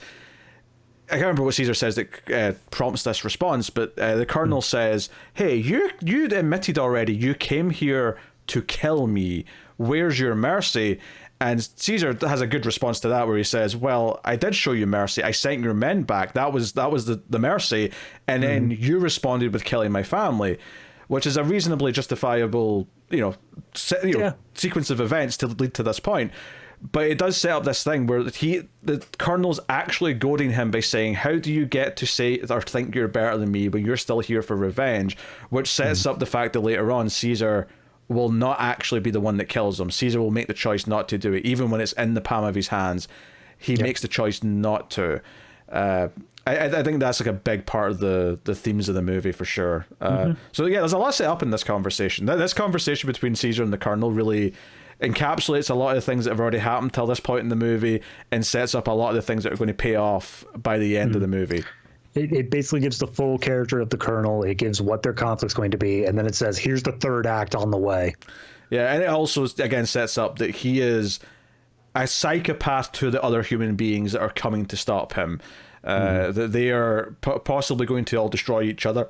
And it's just more of a reason for the apes to try and be away from them, to just get away from the humans and their bullshit. Just go and be apes. There was a point, I can't remember if it was before they send all the other apes away to the new land, but someone said like, hey, we've gotten reports of this Colonel guy. All of his men view him as like a god. They do whatever he says. And I remember hearing that line and I'm like, oh, I get it. They just don't understand like basic military structures of humanity yet, of like following orders regardless. So like, no, clearly they don't think of him as an actual god. But then you see the sequence with like them chanting and doing this cult-like thing while he stands above shaving his head, as you said, Apocalypse Now style. Yeah. And it's like, oh no, wait, they actually think he's a god. All right, never mind. Continue. Also, the brutality of the way he's murdering his own people is very Old Testament, I guess, as well. Yeah. It's very vengeful god. We kind of skipped over that segment. As they're walking through the snow, they hear 3 gunshots. The apes hear 3 gunshots from the troop in front of them. And they're like, what the hell are they firing at? Are apes nearby? What's happening? And when they finally get up to investigate, they find that the dude's killed 3 of his own men. And that's where one of them is still alive. He's barely breathing, but he's still alive. And they discover that he can't talk either, which then leads into this hint more of he's killing the people who have come down with this illness. Yeah. So all this very good stuff. We see the others who are outside the camp, sort of, they're still there, they're watching, and it's like, okay, these are our heroes, because these are the ones that are going to be able to like give them something to survive. Like somehow these people on the outside, these apes on the outside who they don't know are there, are going to help save the day. And it's just a question of like, how is Maurice and Rocket going to pull this off? Because I'm sure Bad Ape and the girl will try and help, but like how much they're going to accomplish on their own's questionable. Yeah. So I guess I'll just out the way here, because it's sort of like the first part of it's already happened, the last part of it will happen later. But we'll have to talk about how the girl gets her name. And I think, on a broad level, I can say it is a bit prequely. It's a little bit wink, wink, nudge, nudge. I will say, though, to compare it to a very specific thing that happens in a movie I have not seen, but there's a really famous bad bit from Solo, the Star Wars movie, in which Han gets his name, not Han, the other part, Solo, where he's named Han Solo because he's on his own, which is the most absurd Force thing I've ever heard in my life. Yeah. This is infinitely better than that, because this girl does actually need a name, for one. Yeah. Right? She literally needs a name. They don't have a name for her. But, of course, her name is Nova, which is a reference to one of the main human characters in the original Planet of the Apes. One of the reasons, for the record, why like this can't be leading into the original movie exactly, because there is no way in hell the movie the events of that movie take place in like 10 years after this. It's just not possible, right? The society that Caesar's left behind would not treat humans the way that the apes in that movie treat them. Agree and disagree. I agree, you're correct. Timeline wise, there's no way it matches up, but I also don't think this needs to be the same Nova. Like, they already have a Cornelius here as well. Like, and we're just going to have a later Cornelius and a later Nova. Having all of these references, though, to me is them saying we're not building to the exact event. Like, this is not meant to be a prequel that actually ties into the original film. Oh, yeah. The original film's its own continuity. This is its own continuity. Just leave it, right? Don't get me wrong. The idea that generations down the line that like there's really bad apes that overthrow things and things get much worse. Like I can understand that. That seems to be what Kingdom's about. Fair enough. But there's no way in hell that with Maurice and Rocket around, like anyone's treating the humans as badly as they did in that original movie. Not a chance. Not a chance. No, I don't think we've quite reached the hunting them for sport level yet. No. Or, I mean, honestly, I think that the delineation, the line where I would say we're finally approaching the period of the original movie is once the class system within the apes gets set up. Oh, because sure. right now, all apes are equal. Gorillas, chimps, orangutans, all of them are equal. Once that class structure where like orangutans are on top, gorillas are the military, chimpanzees are just kind of citizens, that's where I think I'd say, all right, we are just like a decade away from wherever the movie's about to hit. So, but yeah, I mean, yeah, the whole thing of the Chevy Nova, like thing off the car that she picks up, and that's what eventually Maurice looks at and says, "You're Nova." Like, well, it's a bit prequely, okay? It's a bit prequely. It is, and I would agree. But I do think the conversation that leads into that is actually very heartfelt because she keeps on learning sign language from Maurice, and Maurice points out, like, oh, you're brave. And he teaches her the symbol for brave. And she imitates it. She learns it. And then she says, brave ape, like me ape. And Maurice sits there for a second, just like, you're something new. And he reaches into her pocket, pulls out the thing that she got from Bad Ape, which is the Chevy Nova thing, and says, like, you are this. And this is once again where we hear Maurice talk, and he specifically sounds out Nova in the exact same way Charlton Heston did in the first movie. Like, Nova. Nova. Yes. So basically, after this, the Colonel's like strings Caesar up, like, and on show, like he has to make an example out of him because, again, it feels like it's been half an hour since we talked about this, but the whole defiance thing and the whipping, right? Yep. So they have to make an example out of him. He's going to be strung up in front of all the other apes, and that's that, right? To the point where he's listened to him to some extent because the next morning they do give the apes food and water. Not Caesar, though. That's important.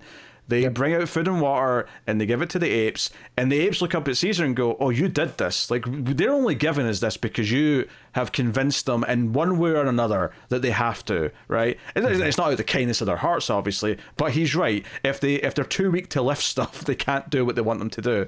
So fundamentally, Caesar has talked some level of sense into him.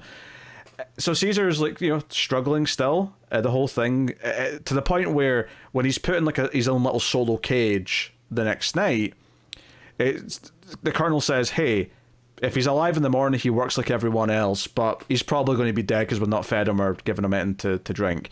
And it's like they dunked him in water at this point. Like they poured water over his head in freezing cold temperatures. Like, yeah, he ain't good. Which, on that subject, the Colonel shaving his head as the men are doing their whole like chanting, like the whole thing. He's topless in that scene, and it's pretty cold. And I was thinking, this is such a weird show of like, not strength even, just endurance. You're like, I can be topless in this freezing cold. And to be fair, Woody's nipples were very hard, so it was cold. I wouldn't know, Pete. I wasn't really checking. Look, I'm just saying, if those nipples were not hard, I would have said, okay, I can tell you've done this on a soundstage with a nice cozy temperature, okay? But you see, they did do it on a soundstage at a nice cozy temperature. Woody Harrelson, just before turning around for that shot, just rubbed him real hard, just got him nice and perky and said, like, all right, this is method acting. No, he had two assistants with ice cubes, just rubbing ice cubes on his nipples just so they'd be appropriately hard for the temperature of the scene. That's what happened. They weren't even paid. They just did it for the hell of it. I don't know why I need two. Like, one assistant has two hands, but nah, he had two. He's the kind of extra. He's bringing in two. Yeah, he's bringing in two.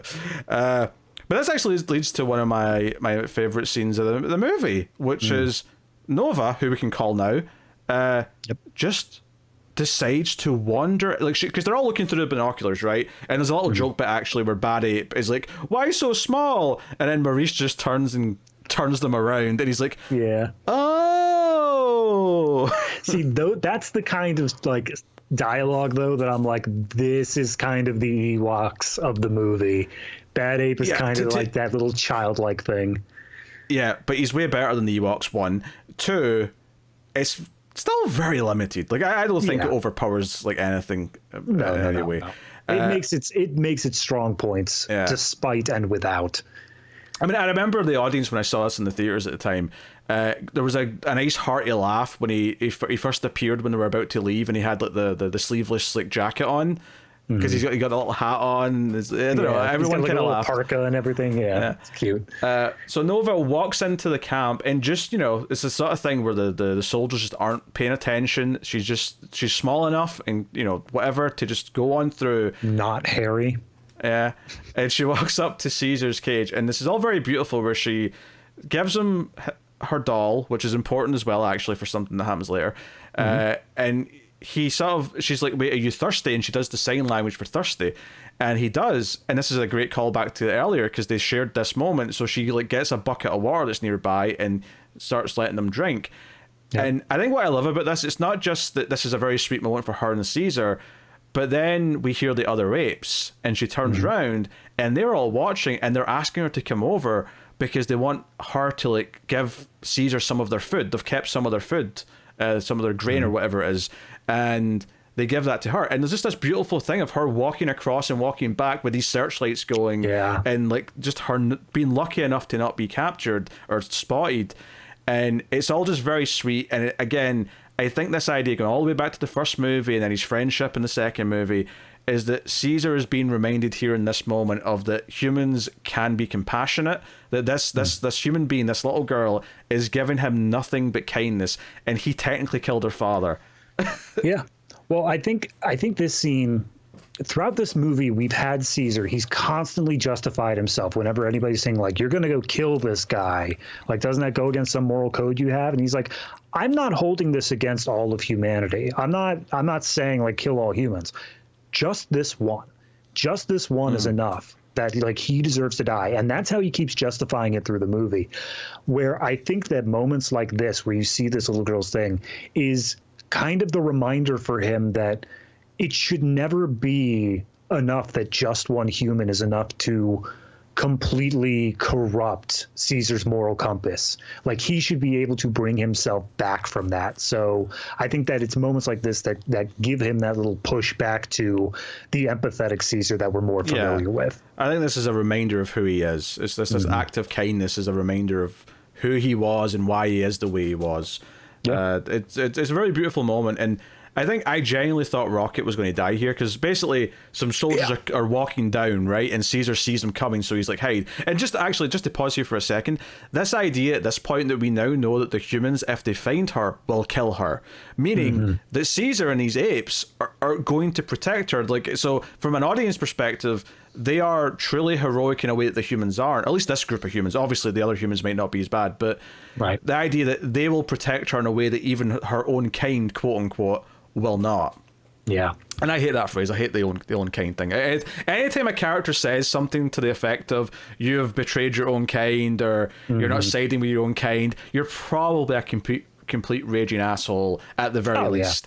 Anyway, absolutely. So these men are coming down the main sort of walkway of this camp, and Caesar's telling her to hide round the corner, but she's not quite got too far away yet. She's enough that she's not been spotted yet, but she's still kind of in danger. And Rocket and Maurice and that are watching through the binoculars, and Rocket's like, look, I know what I got to do. Hands the binoculars to Maurice, and he just walks into the camp making, noises, almost in the same way that Koba made, like, just the classic chimp noises to, like, get the attention of the humans in the last movie. He walks in and gets attention, and, like, the men surround him, and the colonel walks down and sees him, and he gets the gorilla donkey to beat the shit out of him. He asks if there's any more of them out there, so he gets his men to go searching, but they beat the shit out of him, and I was like, oh crap, this could be Rocket's death. He's a character from the original film, Rise, that is. He's been here for all three. This could be his big moment, and I wouldn't have been mad. Like, see, if he, like, sacrificed himself to save the girl, that would have been a really big deal, I think.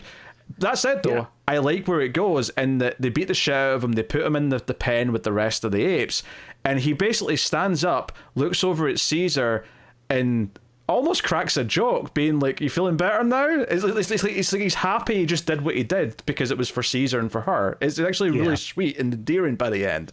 Yeah, I definitely felt the same way. I thought for sure Rocket was going to bite it, and I think that would have been, if they went through with it, I think that would have enforced the idea of like the previous generation needs to die out so that the next generation can become better and take its place and grow in their own right. But because they didn't go that route, I mean, it was just a tense scene. It was really, because not only did you have to worry about Rocket's safety, you had to worry about Nova's safety as well. So yeah. Because the way he smiles, he's got blood like running down his face, but the way he smiles as he looks at Caesar and he's like, "Are you okay, buddy?" And Caesar's like, "Yeah, I'm better now." I don't know. I want to go back and watch Rise again, specifically the sequence where he gets Rocket to like bend the knee and do that palm outstretch thing, just so I can like watch their relationship, their ride or die mentality unfold from the beginning, because Rocket's such a good character. Second only to, well, third only, I guess, to Maurice and Caesar, in that order. I'll die on that hill. No, it's such a good moment. For this is what I was saying earlier at the start when I said that Rocket, Maurice, and Caesar. I mean, Caesar was going to obviously get his moments, but Maurice and Rocket get such good moments, and this is kind of Rocket's big scene. Like, he's got a couple of good little ones before this, like saying, "Hey, I lost a son too." Some of the moments he interjects, but this is really his big scene where he gets to come in. Like, he makes a choice of his own free will. He's got agency here, and he chooses to do this for like reasons he believes in. And you feel that when he does it, and afterwards you feel like, okay, more than ever, I want these apes to win. I want them to succeed because you're making me care about more of them as a group now, and not just Caesar himself. So, all really effective stuff. Yeah, absolutely. So going on throughout all of this, as we've approached the thing, and like the rest of the crew was sitting outside, they discovered that there are actually some underground tunnels to this place that were being used by the newly infected in order to escape their essentially being killed for being infected. And they're planning on using this to essentially dig tunnels underneath both the adult pen and the kids pen, and just get everybody out in the dead of night when nobody's paying attention and head out into the woods. So yeah, great plan. Totally scot-free. There's a funny moment here, actually, when they've basically dug their way to underneath the adult pen. Maurice like bends over as if to say, "Hey, bad ape, get in my back and, like, you know, open up top to let them in." And he's like, "Oh, no. And then Maurice just screams in his face, and he's like, "Okay." Yeah. I thought I was going to not like that moment, but honestly, once the timing hit for it, I was like, all right, it got a chuckle out of me. I'm good with it. Yeah, I mean, basically, this is all going swimmingly for the most part, except for the fact that because there's flooding coming in the tunnels, they can't dig a tunnel to where the kids are. And they're like, "Shit, what do we do?" And because obviously they're speaking in sign language, they're just like, you know, they're constantly talking to Caesar across the, you know, he's in his own little cage, but he's across the way. And it's like, well, we're going to have to just do it up top. We're going to have to like somehow get them out of their cages, you know, on ground. And they're like, how the hell do we do that? And this is almost like a funny cut as well, because it cuts to like a soldier walking, you know, just doing his rounds. He's up on the ramp or whatever, and shit just hits the back of his neck. Yeah. And he's like, "What the hell's that?" And he gets so angry, he like storms into the pen. He's like, "Who did that? Who did that?" And honestly, as funny as the first time was, I actually think it's the second shit that hits the side of his face that really made me laugh. Oh yeah, because it's the first one you were expecting something to happen. That second one is truly unexpected. Yes. You had no idea that it was going to hit him. Yeah, and then Maurice just pulls him down from the hole, and that's it. They've got keys. And throws back up the keys so they can get in. Yeah. And I would say, so where would you say the third act starts? Because I think it's right here. I think this is the moment where the plan is being put into action. They're all making their escape right now. I think this is the third act. I mean, I think so. Yeah, I think the third act starts with shit hitting the face. That's fair. That's where Act 3 starts of this movie. I want that private. I mean, I'm sure he has a name, but I want his name to be Fan. Well, so there's this joke, right? I don't know if you've ever seen Bad Boys 2. right? I've not. But there's a big moment in Bad Boys 2, at the end of Act 2, where a main character gets kidnapped, and there's this big dramatic shot as the camera's spinning around Will Smith and Martin Lawrence, and they're standing up in slow motion. And then I know that one. Martin Lawrence like gets like the call on the phone, and he goes, "Shit just got real." And it is the line that says we're starting Act 3, right? That is the start of Act 3. That works too. And I just love that in this, the equivalent is literal shit hitting someone's face. Yeah. It's like, well, I got to say, though, this is actually, and the sequence that immediately follows in rescuing I'm going to call them younglings as much as you hate that term. This is the stuff that I loved back from Rise, where they're doing stuff that only apes are capable of doing. Oh yeah, and they're really taking advantage of that in like an action sequence. Even the fact that they're back in cages. There was a moment a little bit earlier where there's like a close up of Caesar as he's looking through the cage and thinking, I'm like, oh, this feels like we've come full circle because he's back in a cage and he's planning something. And I think that's actually what's really nice about this setup for the third act, is that it's about an escape from cages, because that's where we kind of started this all from in the first movie. It doesn't feel like we're repeating ourselves, because it feels very different context. Context is very different. They're all smart now. They've got things they believe in now. Like, it's all very different. But the idea that we're doing that kind of thing again feels very full circle. But not like a sort of like, oh, we couldn't think of anything better to do, so we'll just have another Death Star. Like, it's a bit more nuanced than that. Yeah. So I appreciate that. I think, this whole thing basically goes off without a hitch. Like, they're getting everyone, all the apes are going through the tunnels, almost everyone's out, and Caesar turns and looks up at where the Colonel is, right? Yeah. And Rocket's like, what are you doing? We need to go. And he's like, nope, I can't go with you because I'm like Koba. He couldn't let go of his hate and I can't let go of mine. So Caesar stays behind on his own to go and confront the Colonel. And this whole thing, because basically there's a lot of things happening at the same time around here, because this military force that are coming to fight this team are on their way. So those helicopters get here soon. They as the apes are literally exiting the tunnels, they're like, okay, just 300 feet over to the tree line. Nothing could stop us now. Sounds of helicopters. Yeah, but just to stick with Caesar and the Colonel here, to get that particular thing out of the way, is when he gets in here into the room, they tease it a little bit because some men are banging on the door. Hey, look, the enemy force is coming. Colonel, where are you? Where are you? They're saying, hey, he's staying secretive right now for some reason. Yeah. And when Caesar gets in, he sees some blood like on the photograph of the Colonel's son, as if there's been some bleeding. Obviously, the whole place is trashed. Yeah. And we find him like in bed and he's reaching for a bottle of booze. And when he looks up, and this is why there's a visual indicator of this virus, this disease, is that he's got the nosebleed and he can't speak. And it's this moment of like, and they show you how he got it as well, because he picked up Nova's doll that she left in Caesar's cage. He picked that up, and that's seemingly how he's got this. Caesar, takes his gun, points it at him, and the Colonel wants to die. Like he cocks the gun himself, and he's basically saying, "Hey, do it! I want to die." And it really plays in the moment. It really plays out a few beats where Caesar's like really intense and he's breathing heavily and he's trying to psych himself up. Colonel's got his eyes shut and he's sort of psyching himself up, thinking it'll come at any second. And then Caesar brings in his other hand, takes the Colonel's hand away, and puts the gun down, and chooses not to do it. No words are spoken. No one says anything. Yeah. Yep. It's beautiful. He makes this choice. And it's not, and I mean, you could read this cynically and say, oh well, Caesar just decides not to because he realizes that he wants to die, so that's giving him what he wants. I don't think that's what this is. No. This is Caesar like realizing his own moral compass. He's like, look, I've never been one in this war this entire time to want to kill humans.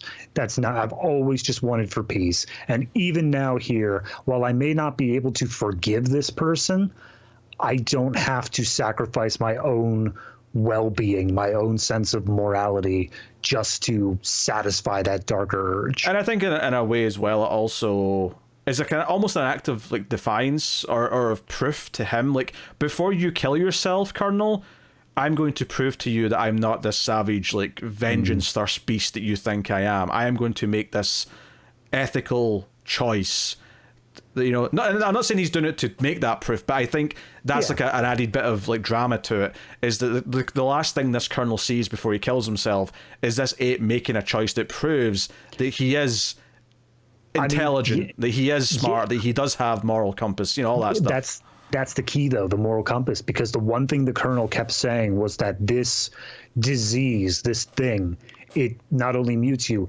he specifically used the words beast-like. Yeah. Like you come down to the level of animals.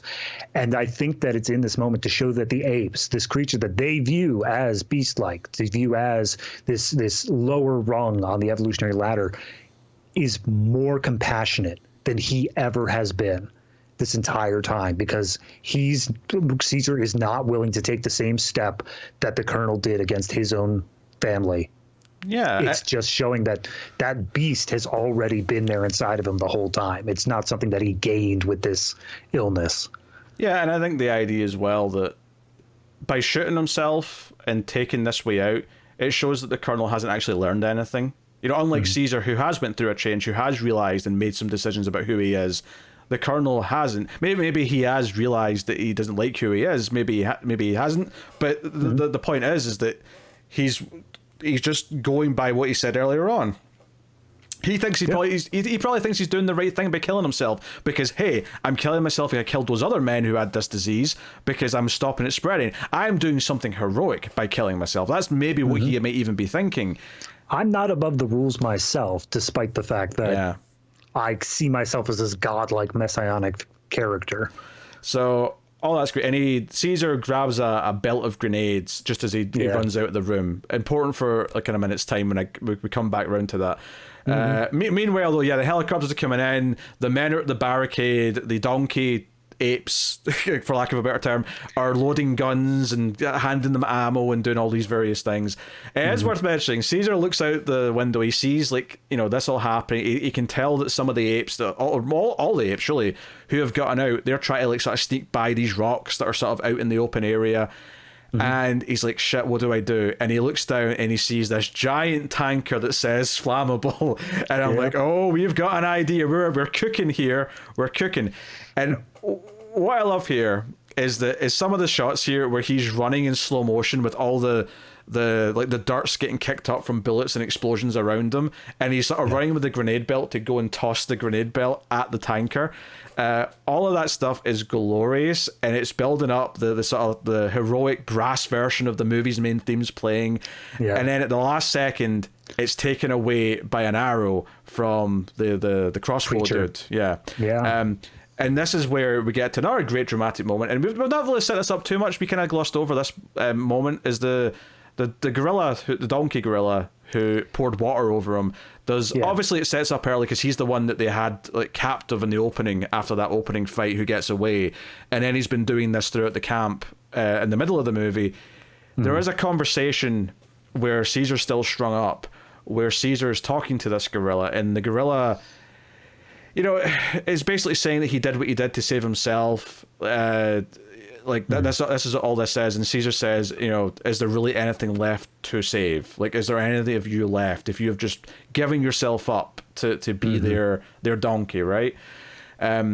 This comes back round here because as this is happening and the apes are trying to get away, some of these soldiers on the wall who were firing at the incoming helicopters notice the apes and choose to fire at them instead. The apes who are not attacking them, they choose to redirect their fire out of hate, out of whatever you want to call it. They start firing at the apes, and this gorilla is looking at this happening. He's seeing apes being killed. There's apes lying dead on the ground, and then he sees this happen. He sees Caesar running in with the grenade belt and being taken out with this arrow at the last second, and this guy's yelling at him, give me the grenade launcher, give me the grenade launcher. Preacher has got his crossbow right at Caesar's head. He's about to kill Caesar. This human that Caesar showed sympathy at the start of the movie by letting him go is the one who's about to kill him, which is a great narrative, comeback. I love that. I mean, I know what you're about to get to there, so I'll let you but I need to talk about Preacher for a second afterwards. Yeah. He blows up. A grenade hits him from the grenade launcher, and when the smoke clears, Caesar looks over, the smoke clears, and we just see that gorilla standing with this launcher. And what I think is so beautiful about this moment is the gorilla doesn't do anything else to defend himself. The guy who was asking for the launcher just pulls out a gun. We see him point at his head and shoot the gorilla in the head. He kills him instantly, but it's just enough to give Caesar this few more seconds to grab the grenade and toss it at the tanker, which takes down the entire wall. It's such a... Like, the build-up of the slow motion of the heroics to take it away and then have it actually be this character who's not been a good character, who's been someone who, you know, comes from Koba's group from the last movie, who has been actively demeaning and, like, being a servant to the humans against his own species. And that's not even what bothers me about it, because, again, I don't like saying their own kind. Empathy's empathy. But he has been helping them enslave other apes. So this idea that he makes this final choice before he dies to help Caesar is a really hard-hitting moment to me. Well, that's the reason that I like that it's parallels the whole time with the Preacher story, because Preacher was given everything. Preacher was given he was not killed during the initial fight. He was allowed to go back home. Throughout this entire scene, you see Caesar basically like staring down Preacher during the like morning ritual that they had. And he's just like locking eyes with him the whole time. The scene with the Colonel as well. It looks like at moments that Preacher might actually be like understanding what Caesar's saying and saying, hey, maybe he's got a point. He never says that out loud, obviously, but on his face it's like, hey, maybe Caesar's got a point, maybe the Colonel's crazy, and he still never acts on it.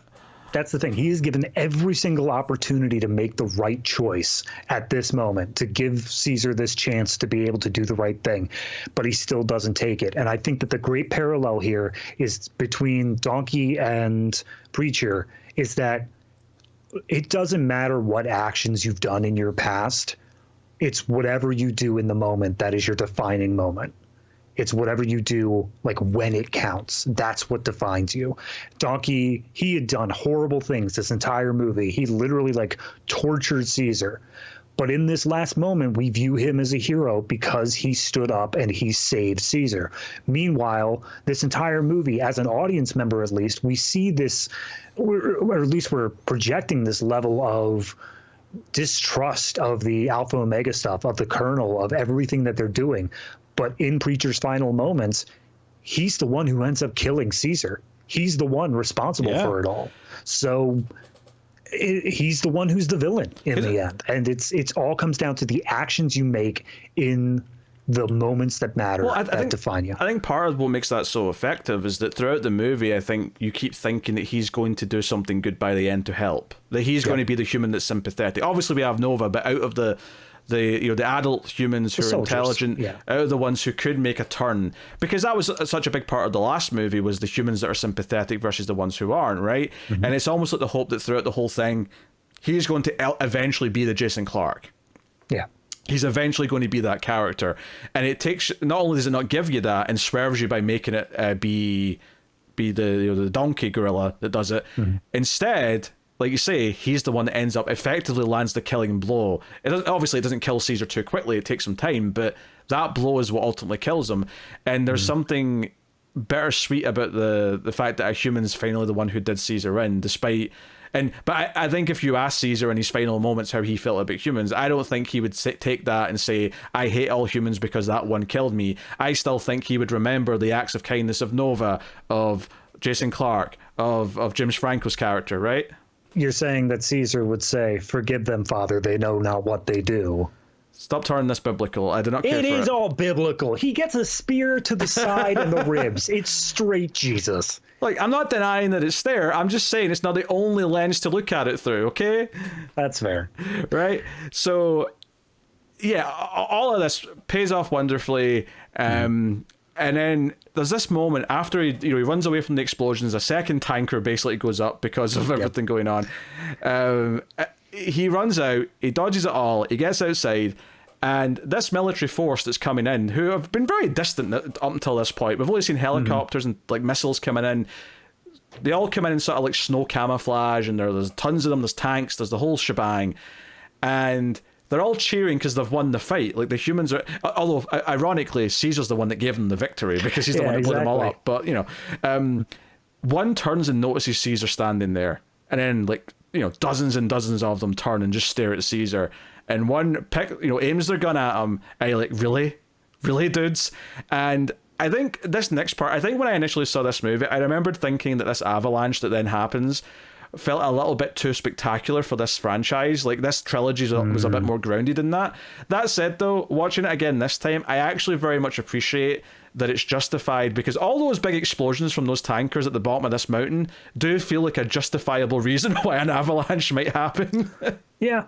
I mean, I think it goes back to what Woody Harrelson's character said. The Colonel, at one point he said, mankind has been going against nature's will, and that's the whole reason that these apes happened in the first place.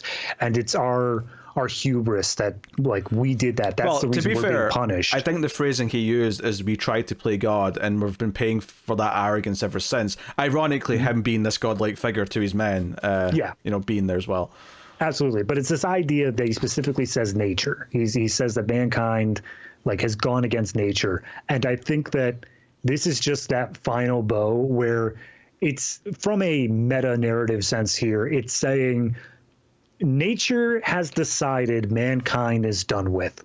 And the fact that they are all here, not all mankind, obviously, but the big military force is here, combined, all in one place. It just feels like nature's way of saying, like, I'm done with this. Goodbye, and just kills them all. It's very symbolic, yeah. The idea that this entire group of humans gets wiped out by an avalanche. And my favorite part of it is the reason why the apes survive it is because they can climb the trees and cling to the trees. So when the snow sort of eventually settles and they're all just at the top of the trees and they all start cheering, you're like, you literally survived this because you can climb trees and the humans can't. Yep. That's how you lived through this. Evolutionary adaptation. It's I think that's a really fun point. And like you say, this isn't literally the last humans. Obviously, there's small pockets all over the place. I mean, for a start, every human we see in this movie, other than Nova, is a white dude, or not a white dude, but like a man, like a man.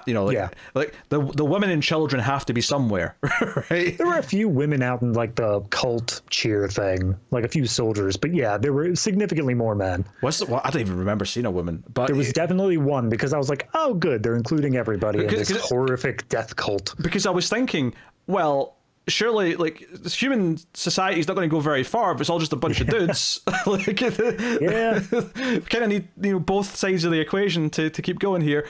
But yeah, you think so? There's obviously going to be small pockets where whatever is more residential, where people are living right now.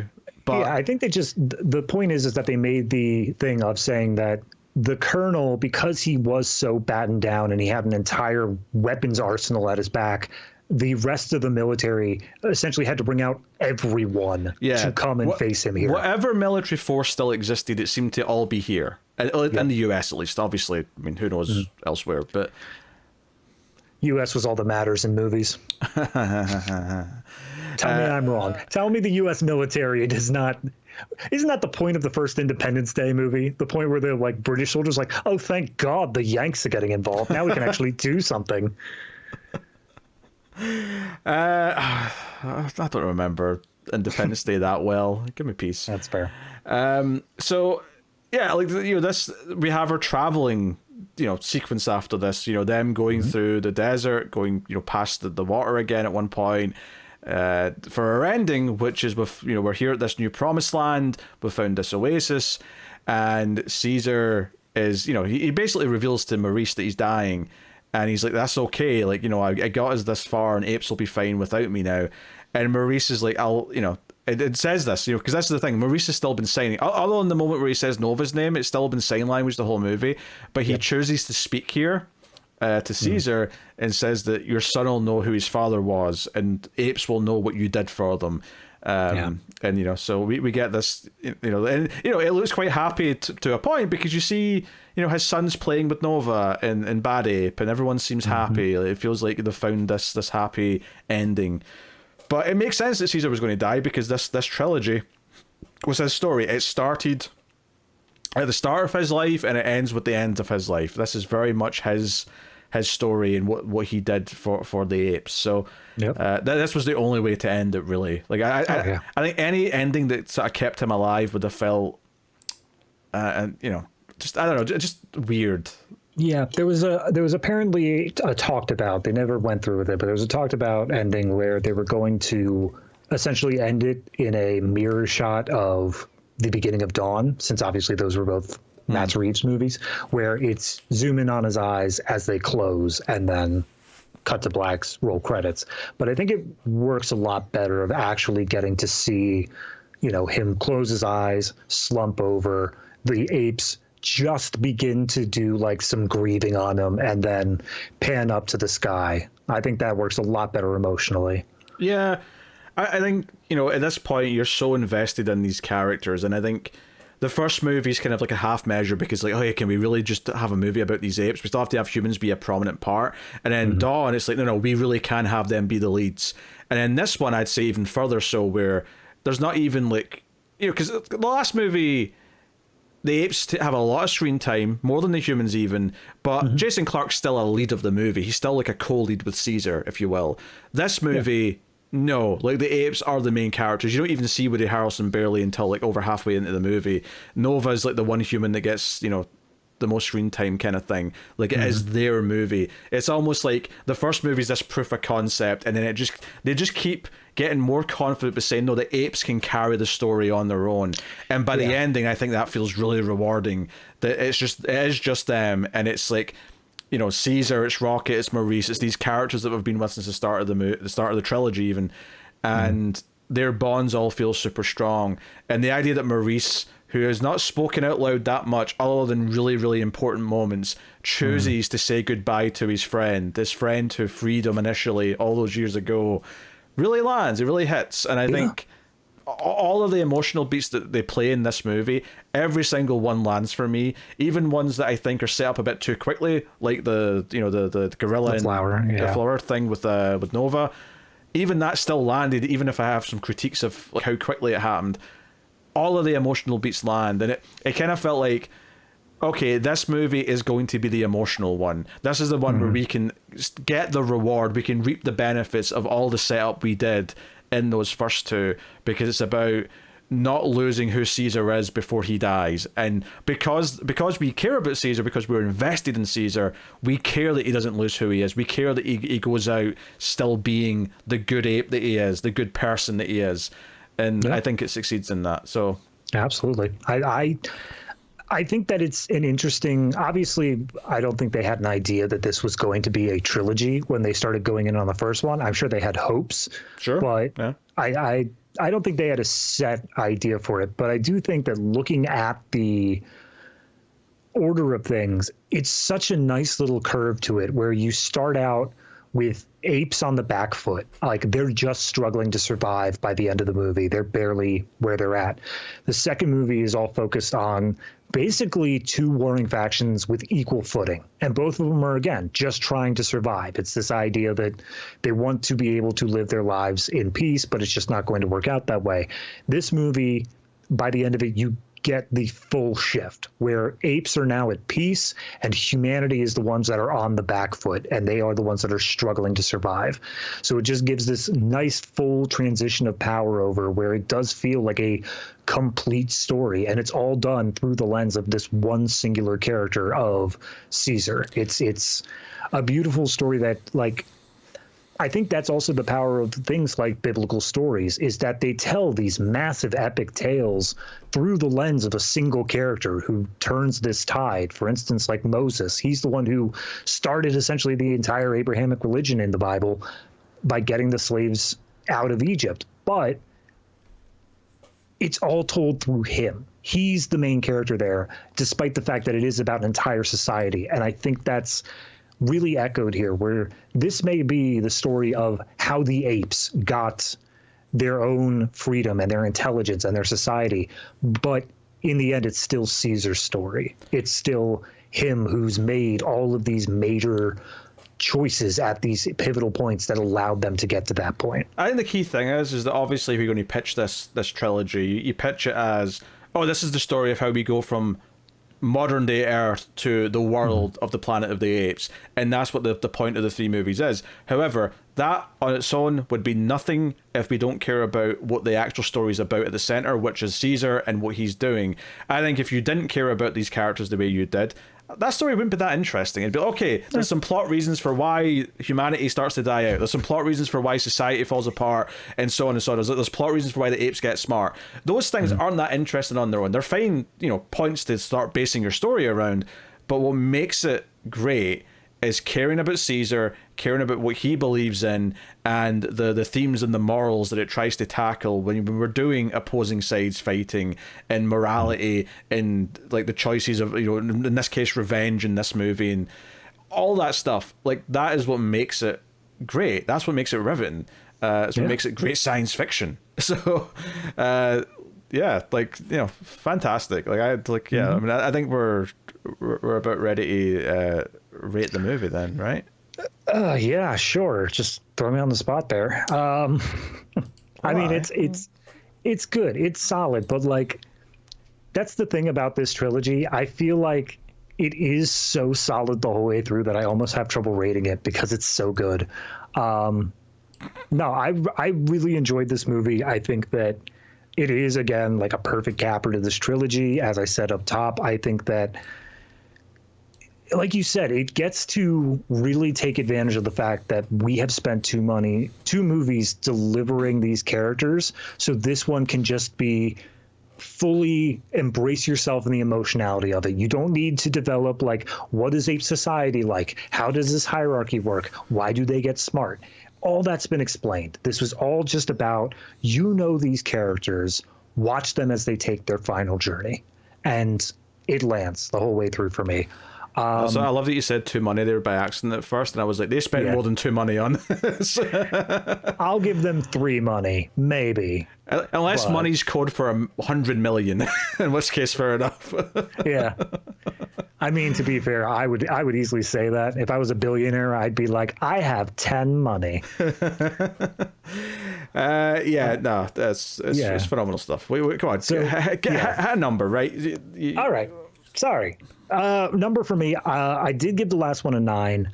I think I do still prefer the last one slightly over this one. I think this one is very strong, but that last one just hit like every note that I was looking for. It was fantastically well done. There's still shots that are played through my mind from that movie because they are that iconic. So I think this one gets the same rating of a 9, but if I'm putting it in order, I would put Dawn ever so slightly ahead. Sure. Yeah, that's fair. No, I think Dawn is the best of the trilogy. I think it is damn near perfect. I think this one is fantastic. I think it has maybe a couple of nitpicks that you could look at and say, maybe this, as good as that scene between Caesar and the Colonel is, where they have that conversation that sets up a lot of things, it is maybe a bit exposition-y. The Colonel just starts explaining his plan to him. That feels a little bit movie, not lazy, but like, that type of scene in a movie where it's like, oh, you're just going to have the villain explain everything to the hero just because he feels like it, kind of thing. So you've got that. You've got maybe the rush thing with the gorilla and the flower, which, well, I liked it, but was a bit rushed. So these little nitpicks do make it a little bit lesser. I think what I do appreciate it, though, compared to Dawn and to Rise as well, but just specifically Dawn in this case, because we're saying Dawn is the benchmark of the trilogy, is that I think a lot of the things I love about this one are very different to what I love about Dawn. I think they're both aiming for different things, even though they're playing in the same sandbox. And I think it succeeds at what it's doing on its own terms. So I still think it's a fantastic movie. I'm also going to give this a 9. Okay. So, yeah. Right, excellent trilogy. Excellent. Very consistent as well, overall. So. Oh, yeah. That's, I like... Once Kingdom comes out, if they explicitly say, like, okay, we're not putting out anymore, I think I would go for a box set. I think I would just straight up say, like, yeah, no, I would love to have the full Apes trilogy, especially because I don't know about you. I can't find it streaming anywhere. I had to rent it each time. So I bought them all on iTunes ages ago. So there you go. I was covered, but I'll take my physical media. I mean, Kingdom, like, I'm not convinced. I think the benchmark is so high here. I think Kingdom's got a tough job to even, like, I think if Kingdom is just okay, it'll feel like a monumental drop versus this trilogy. So Yeah, I do not envy that position. I wouldn't have made any more, but obviously Fox or Disney now, I guess, they want more. So we're going to get it. And the one comfort is that because this was a closed loop of a trilogy, even if it technically has been used as the launching pad for this new one, if it's shit, we can just ignore it forever. It doesn't affect anything. Yep. So very good. Yeah, so just before David's final little segment where he tells us about a movie he watched, I've got a funny feeling I know what one it is, but... You have no idea. I mix it all up. But I'll just remind you, I said at the start, you can get bonus shows if you want to support all of our content and help keep the lights on. You can do that over at patreon.com/MailFuzzTV.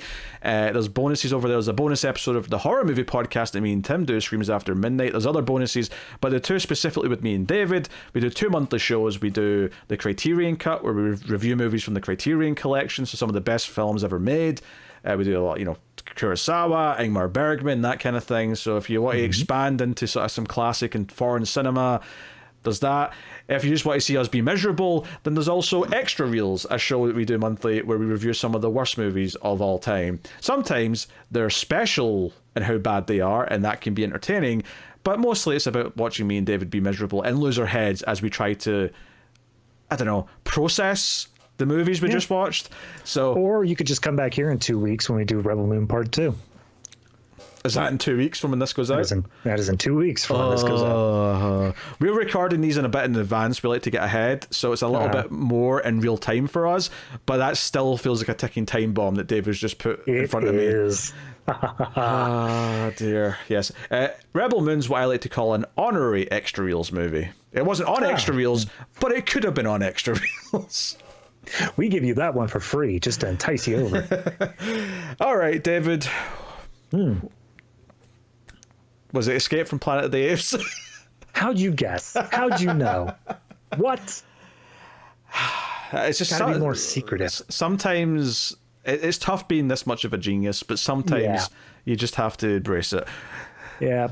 All right. So yeah, for the other two Planet of the Apes, or I guess you would call the Planet of the Apes movies, I did the first two Planet of the Apes back from the 60s and 70s. This one is the third, and it bucks the trend by not setting it on the Planet of the Apes. It's the planet of the humans. It is the planet of the evolved apes, aka humans, in the 70s.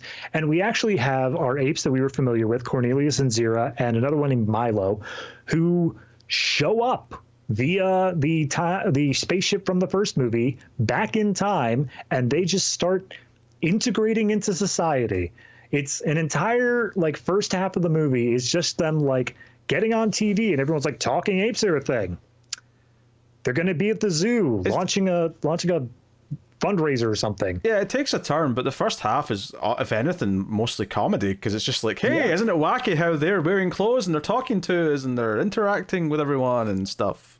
Yeah, no, it was weird to go into, and especially after I just finished this trilogy, because I'm that's not how it goes. You can't do that. Where's my Caesar? So, yeah, no, it's like Pete says, it does take a turn. I won't spoil anything in that regard, but I think that this movie had some good ideas. I think after Beneath, I really did like the idea that this one was going to throw some more curveballs. It was going to get back to the idea of this twist in the original movie. And it did a pretty good job at that. But I do think that overall, that sort of silliness factor to it never quite went away. And it just, I don't know, it stunk to me of, okay, we ended Beneath with something that wasn't a cliffhanger. It was a resolution, and that was stupid because we want to make so many more of these. And the ending of this movie is just straight up Sony is just watching that on repeat yes, that's how you end a movie, by not. So, yeah, it stunk a little bit of that. I love how Sony has nothing to do with these movies, but you still got to dig in at them. Or go on. Yeah, because that's just all I associate them with is unnecessary sequels. You're the one who has changed the extra reel schedule, Pete. I don't get That's privilege. Look, I'm sorry that Sony released a high-profile extra reels movie in the year of our Lord 2024, but that's what's happening, okay? We'll be doing that in the summer. Look forward to Madame Web, everyone. Damn it. Anyway, yeah. No, I think I had an okay time watching it, but it didn't strike me as good at any point. It did definitely strike me as like, this feels a bit cheaper. This feels a bit more... How far can we stretch the Planet of the Apes IP before it breaks? And this is definitely the first level of that. You've only got like 3 or 4 ape costumes to do in this one versus the previous ones. That's what I'm saying. It feels a lot cheaper where they're just like, no, we're just going to shoot it on a back lot and we're going to have Roddy McDowell just dressed like that all day, every day for like 3 weeks. So, yeah, I'm going to put this one...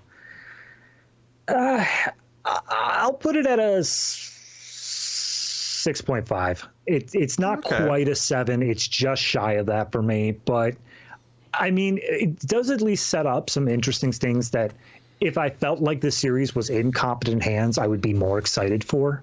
But it does kind of just feel to me like they're going to keep stretching this franchise until it breaks at this point. Well, what's interesting is when you get to Conquest, probably when we do Kingdom, I imagine, you'll see that Conquest is kind of like a precursor to Rise in some ways. It's different in a lot of ways, but you can kind of see how it's kind of their version of Rise.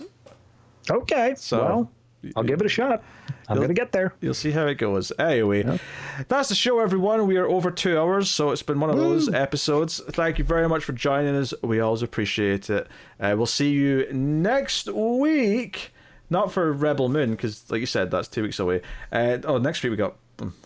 It's Alien Day. It's Alien Day, yeah. So normally these episodes come out on Tuesdays. Next week, that will be a little different. We'll be coming out on Friday, I think, because that's what Alien Day is. So we'll be doing the next movie in the Alien franchise that's not been done on Ace, which is, sadly, Prometheus. So we'll see you for that next week. What am I in for, Pete? I thought Prometheus was beloved by all.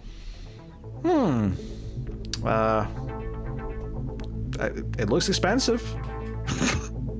Well, that's what a good movie is.